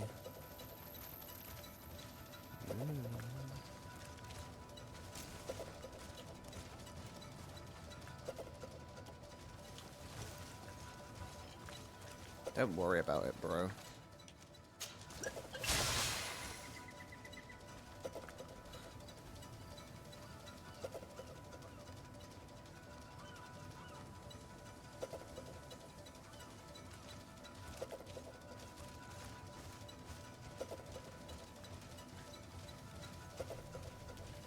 Okay, let's go this way.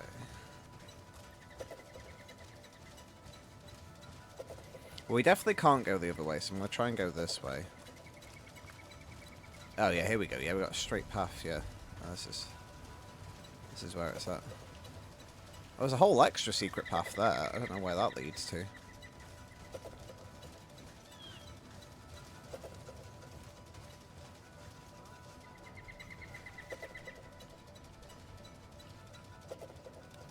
But yeah, really we want her to not know we've been here. To like try and keep up the illusion.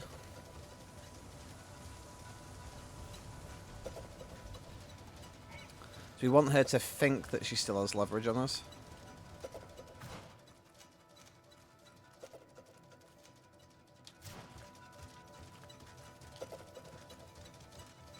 Let's check this first. Where does Devesp's diary? Unfortunately, my plan to get rid of the Sardet and their companions failed. What a shame. Without their support, Constantine would have bent the knee without balking. However, we have enough evidence to keep those two connivers in step.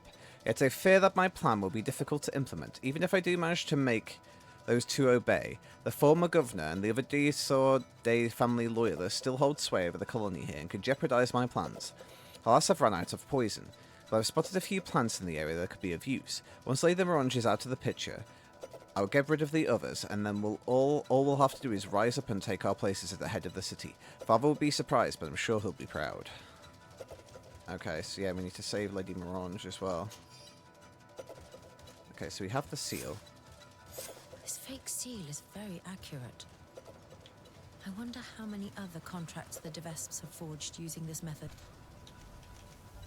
In any case, thanks to this seal, we can prove that the contract was forged. And we can send Mr. Vesp back to the continent. That may be so, but after seeing what was written in that journal, I'm worried about Lady Morange. We should try to find an antidote. The Donegada in this region should be able to help us. They must know about all the plants. Okay, cool. See, that's why we've got... I mean, apart from the fact that Siora's my wife. But that's the reason why we have Siora with us. Because she knows all the info. Okay, well, let's go... Okay, first objective is let's go save the Norts. And then second objective is let's go speak to the Donegad and say, hey, bro, poison cure. Me, you. Let's do this.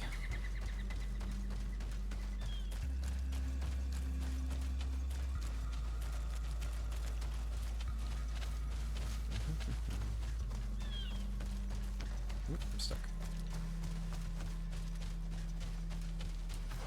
Okay. So yeah, right in the middle basically they are apparently.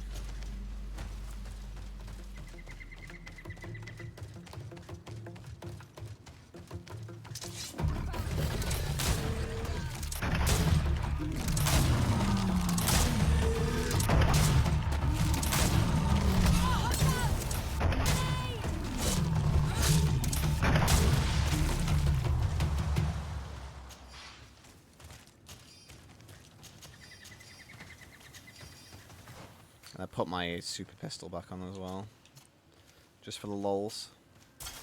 Anything I'm missing really is I don't have a gold rapier. It's like the big thing I'm missing really out of my gear now. Right, they're up here somewhere.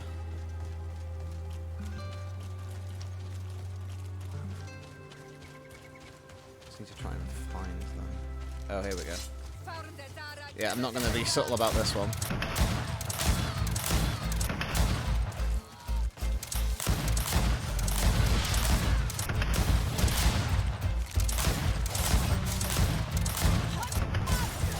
This pistol's more fun. It does just eat through ammo.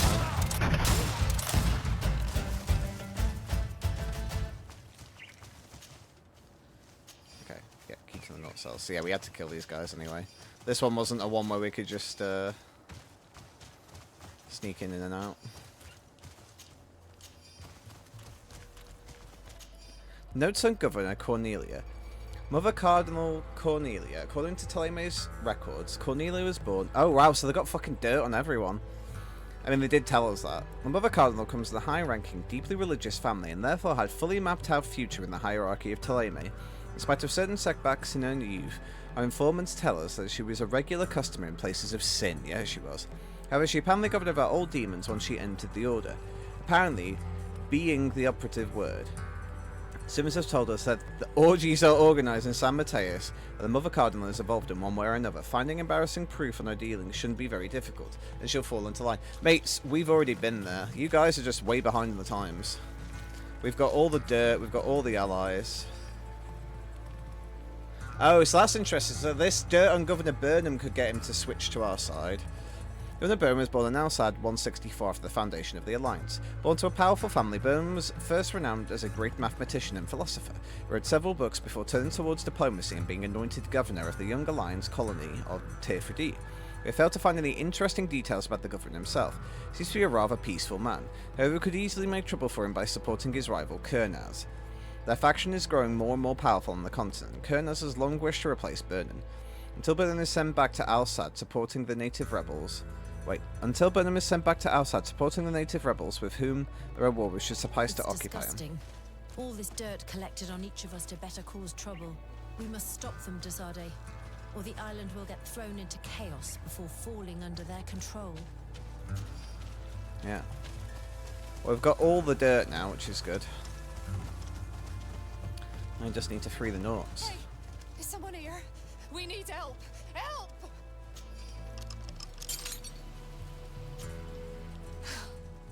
Thank you.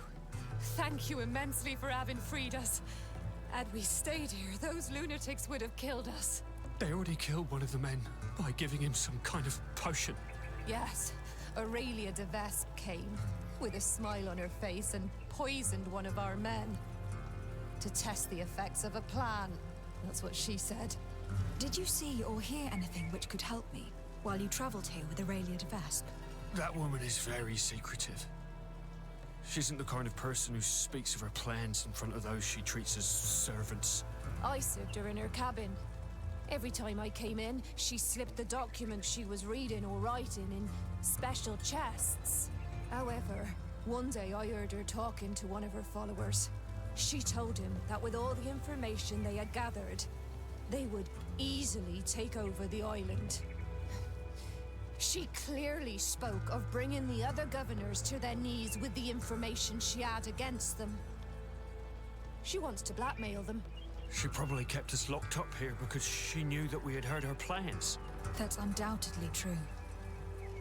Thank you for this information. Do you know how to get back to the Admiral now that you're free? Yes. Don't worry. We'll soon be back on our ship. Thanks to you. Goodbye, Your Excellency. Be careful. No problem, guys. Alright, so now we just need to find the Doneigad of this region. Which is on the opposite end of the universe, of course it is.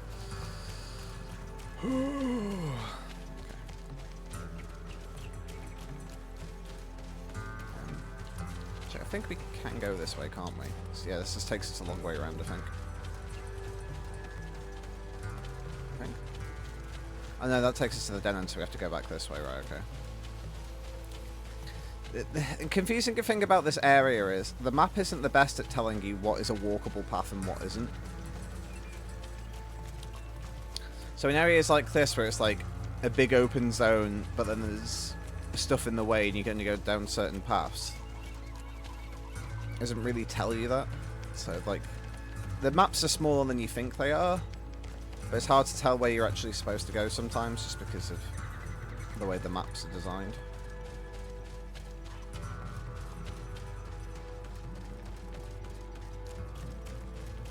So where does that drop you down to? Oh, no, it doesn't, does it? Yeah, because I looked that way last time. Right, okay, yeah. That's fine. So I kept seeing that ledge over there, so I was like, oh, there must be a second way up, but there isn't. Alright, let's head down round. And let's head to the Doneigad. We've got Siora with us, so she'll be like, Doneigad, help my wife out. And the Doneigad will be like, sure. Bit weird, though, that you've married one of the people with many eyes. You're like, oh, don't worry about it. She's actually from the island from years ago. It's all good. I do wonder, though, what the natives' opinion on same-sex unions would be. I feel like they're fairly chill, so I don't think they care much. Obviously, procreation to keep like the clans alive, I guess, would be potentially an issue.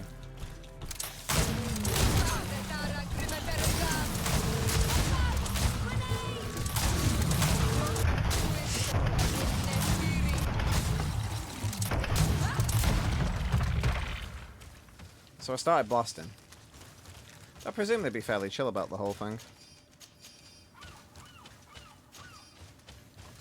I just love shooting my gun. It's the simple things in life that you get pleasure from. Now, in theory, it looks like we're level with the Doneigad, so I presume we go along this bit where that other camp was from earlier, rather than go down. So, well, we'll try up here first, because we're already here, and then we'll see how it goes.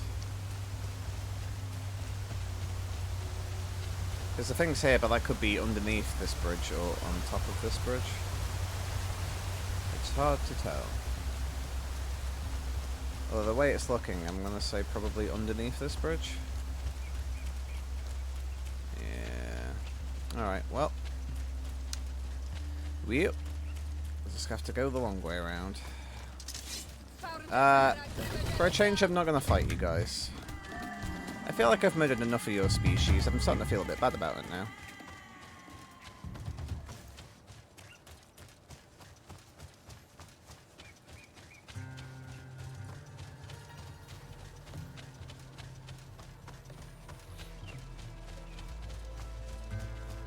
I feel like after a while it just becomes mean. Uh-oh, my controller's died. Is that full the battery's dead? Yeah, it is. Excellent. Right. You have to bear with me 2 secs. I'm just going to use my mouse just so it's not going to constantly spin around and make you all ill, but I'll be back in 2 seconds.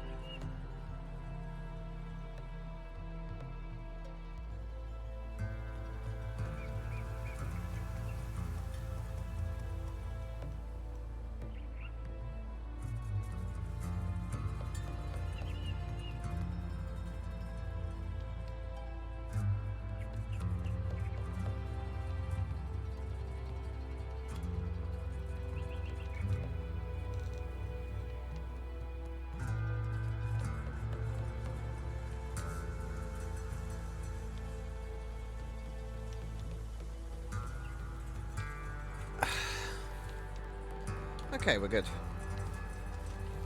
Xbox controllers just use normal batteries, so I just had to run downstairs and quickly grab some new batteries.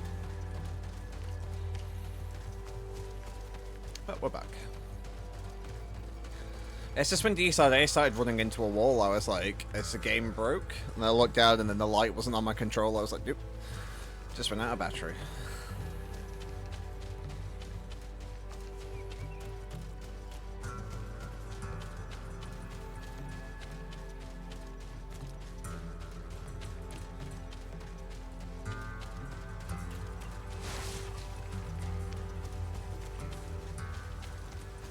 I don't know whether the naked is just out in the middle of nowhere.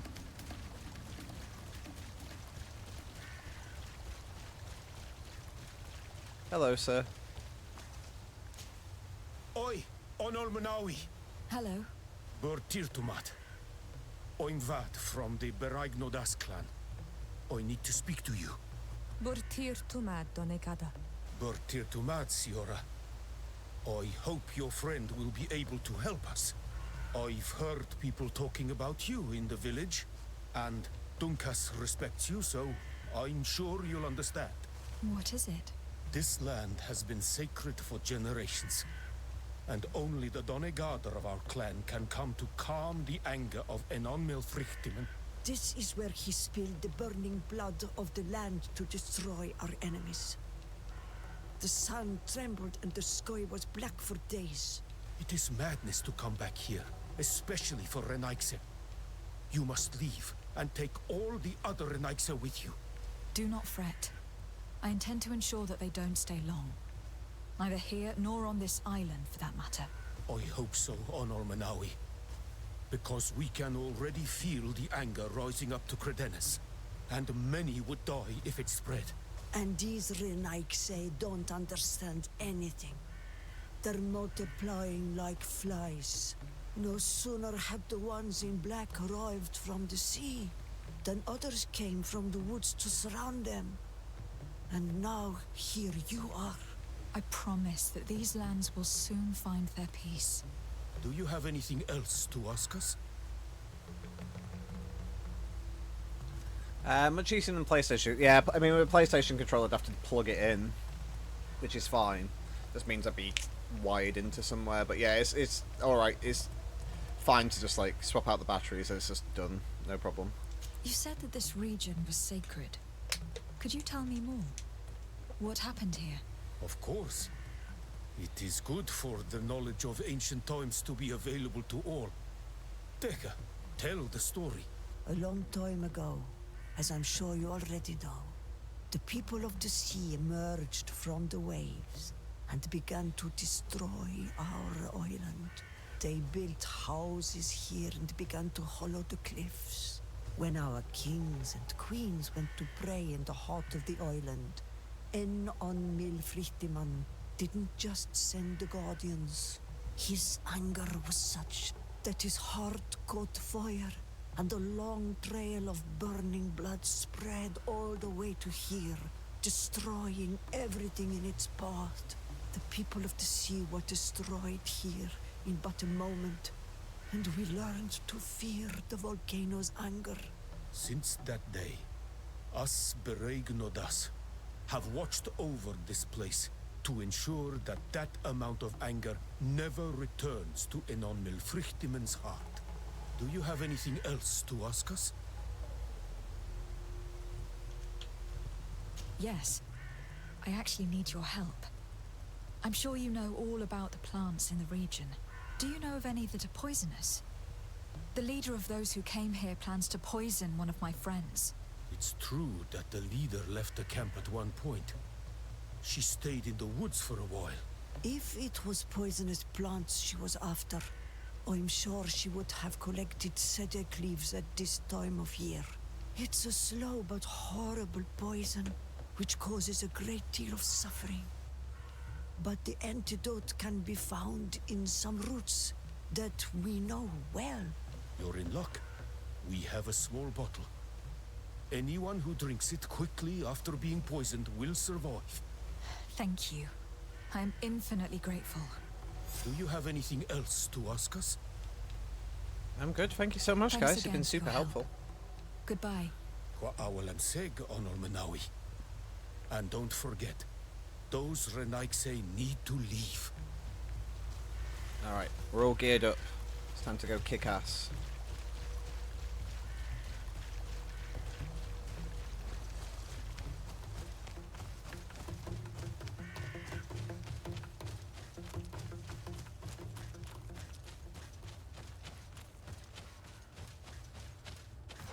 Yes, that's the main quest, is save the Lady Morange. I can tell when I've been on streaming too long because my TV tries to turn itself off. Come on. There we go.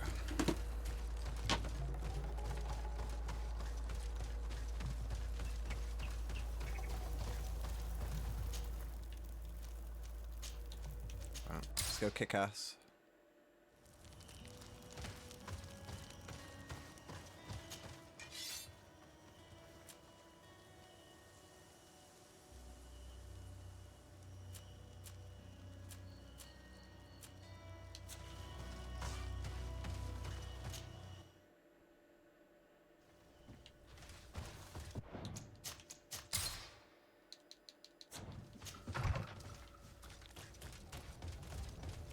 It's been good though. If we can finish this, if we can finish the DLC tonight, then we've been able to, like, you know, use the full stream to do the DLC, which isn't a terrible thing. Oh no. Oh, thank you. She's good. Thank you for saving me. I never imagined the Defesps would go so far. She tried to poison me. Don't mention it. The Donegada of the Dunkas clan should also be thanked, my lady. They gave us the antidote. May they be blessed. I'll send them a present to thank them. But you should go straight to the palace. Aurelia de Vesp was headed there. I'm afraid she may try to take over by force. I'll go there right away. Get well soon, my lady. And the good news is Constantine's been kidnapped, so at least we know she can't harm him. That's kind of the one good thing about him being kidnapped, at least.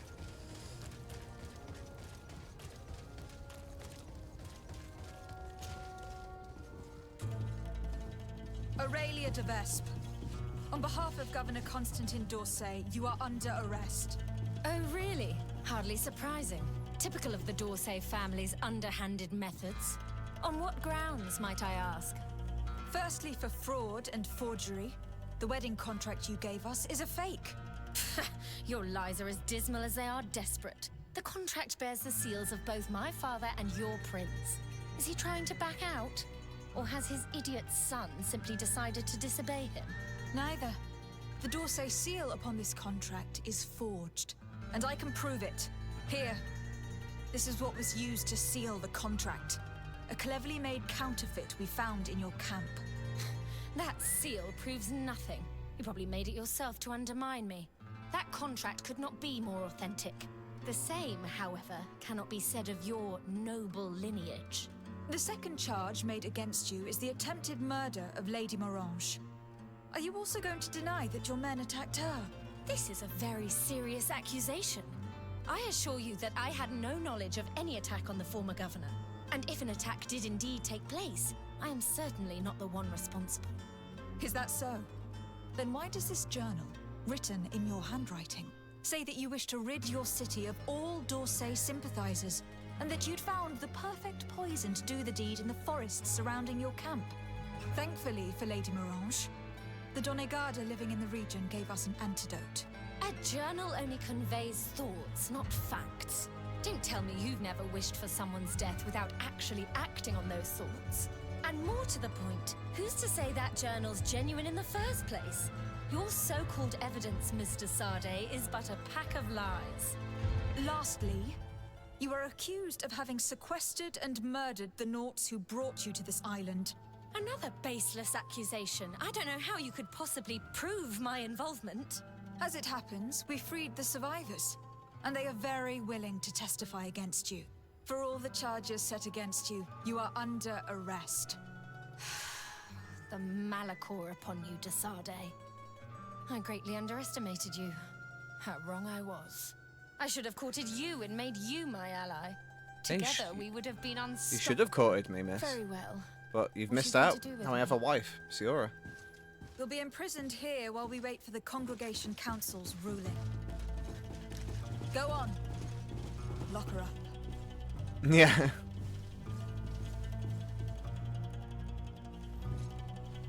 Yeah, just because I wrote it, and just because she happened to get The Vesps poisoned. would have tried to impose themselves to the bitter end.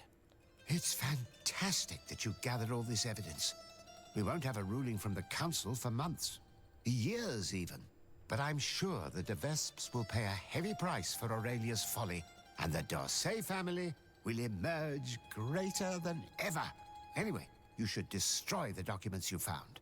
Nobody else should ever get hold of them. You're right. I'm going to burn them all right now, just to be on the safe side. Goodbye, sir. Thank you for your help. I merely gave you guidance. That is my role. See you later.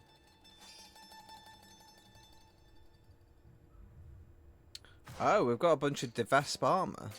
Did that say? Oh, we've got her rapier. Again, it's worse. I don't know why we keep getting worse weapons, but it looks nice though. And sometimes that's the only thing that really matters, to be honest.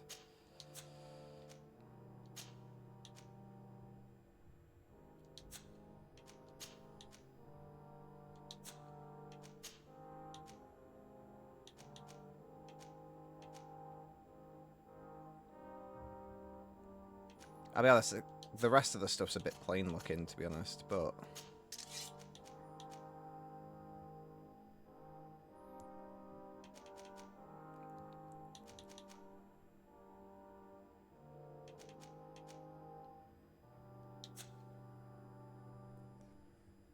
yeah, I feel like her outfit's just a bit more boring in comparison to us. I mean, I can't wear it at the minute anyway, and you can't customize it, so I'm like, me. Yeah, the rapier looks nice at least, so we might stick with it for now. At least it's like we've got the two weapons. We've got the two De Vesp weapons.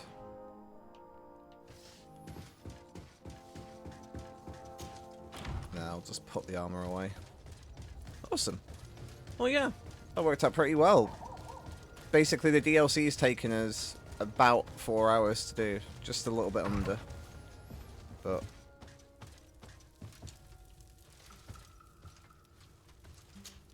All that's left is to destroy the evidence the De Vesps collected about us.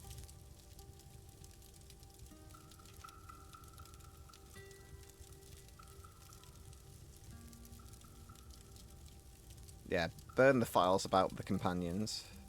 And with it, the web of lies cast upon my friends.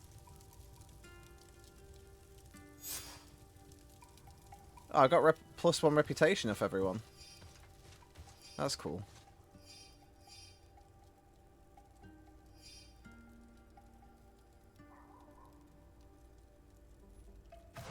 I find it interesting though that we still have the notes on the maybe we've got a side mission to do next time as well, so that'd be a cool thing to do. I do notice though that we still seem to have the notes on. Yes, all of those are gone, but we still have the notes on the other two. So I guess if we need to do some blackmail, then we are still well within our capabilities to do so.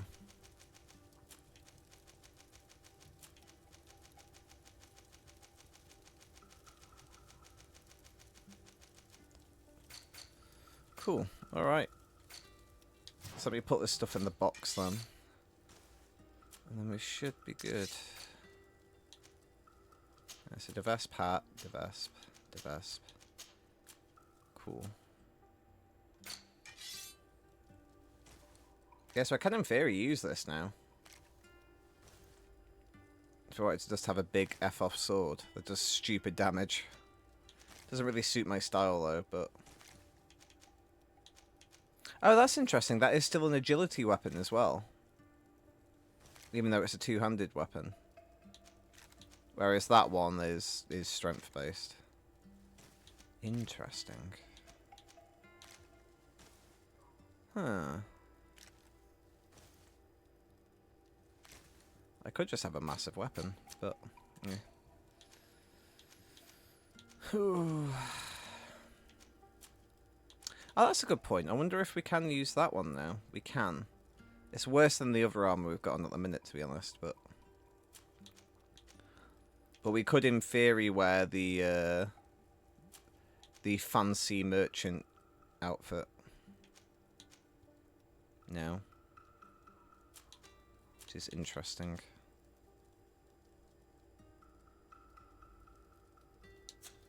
Well, I guess if I get bored of the assassino outfit, I can switch things up.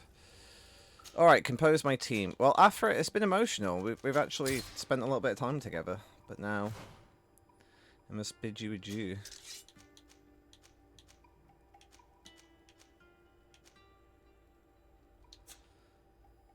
Right, I'm gonna go and... Actually, that's a good question. Can Kurt...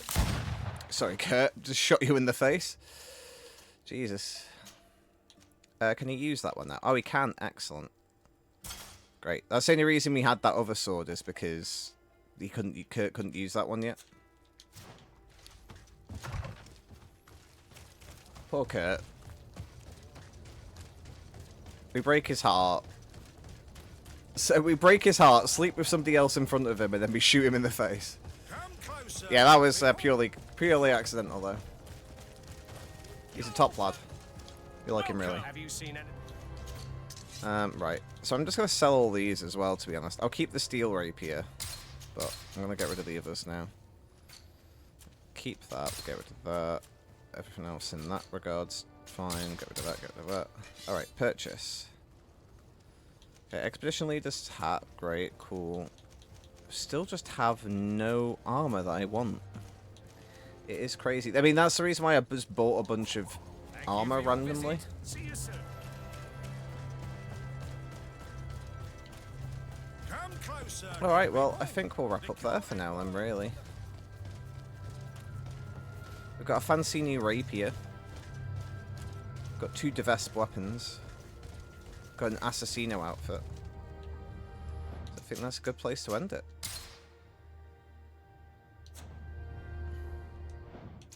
Yeah. Awesome. Well, thanks everybody. Thanks everybody for joining me. Hope you had a nice time. In theory, I will be streaming on Tuesday. I know the Natural 6 gang will be watching Natural 6 stuff. But potentially we'll be doing some more Outlast trials.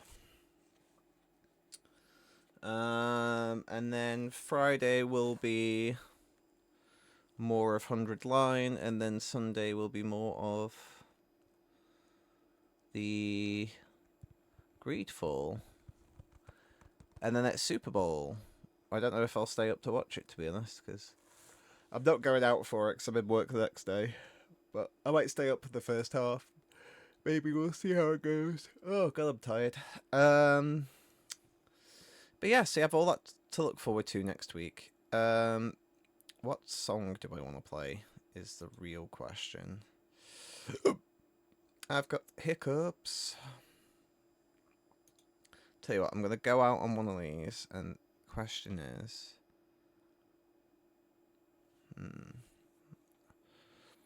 What do we want to go out on?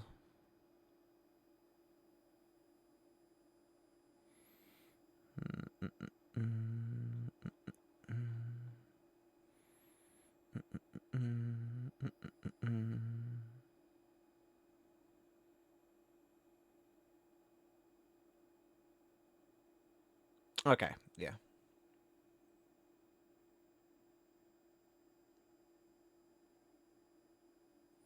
We'll go out on a bit more music. And then, yeah, that'll be us. So thank you very much, and I'll see you guys again soon.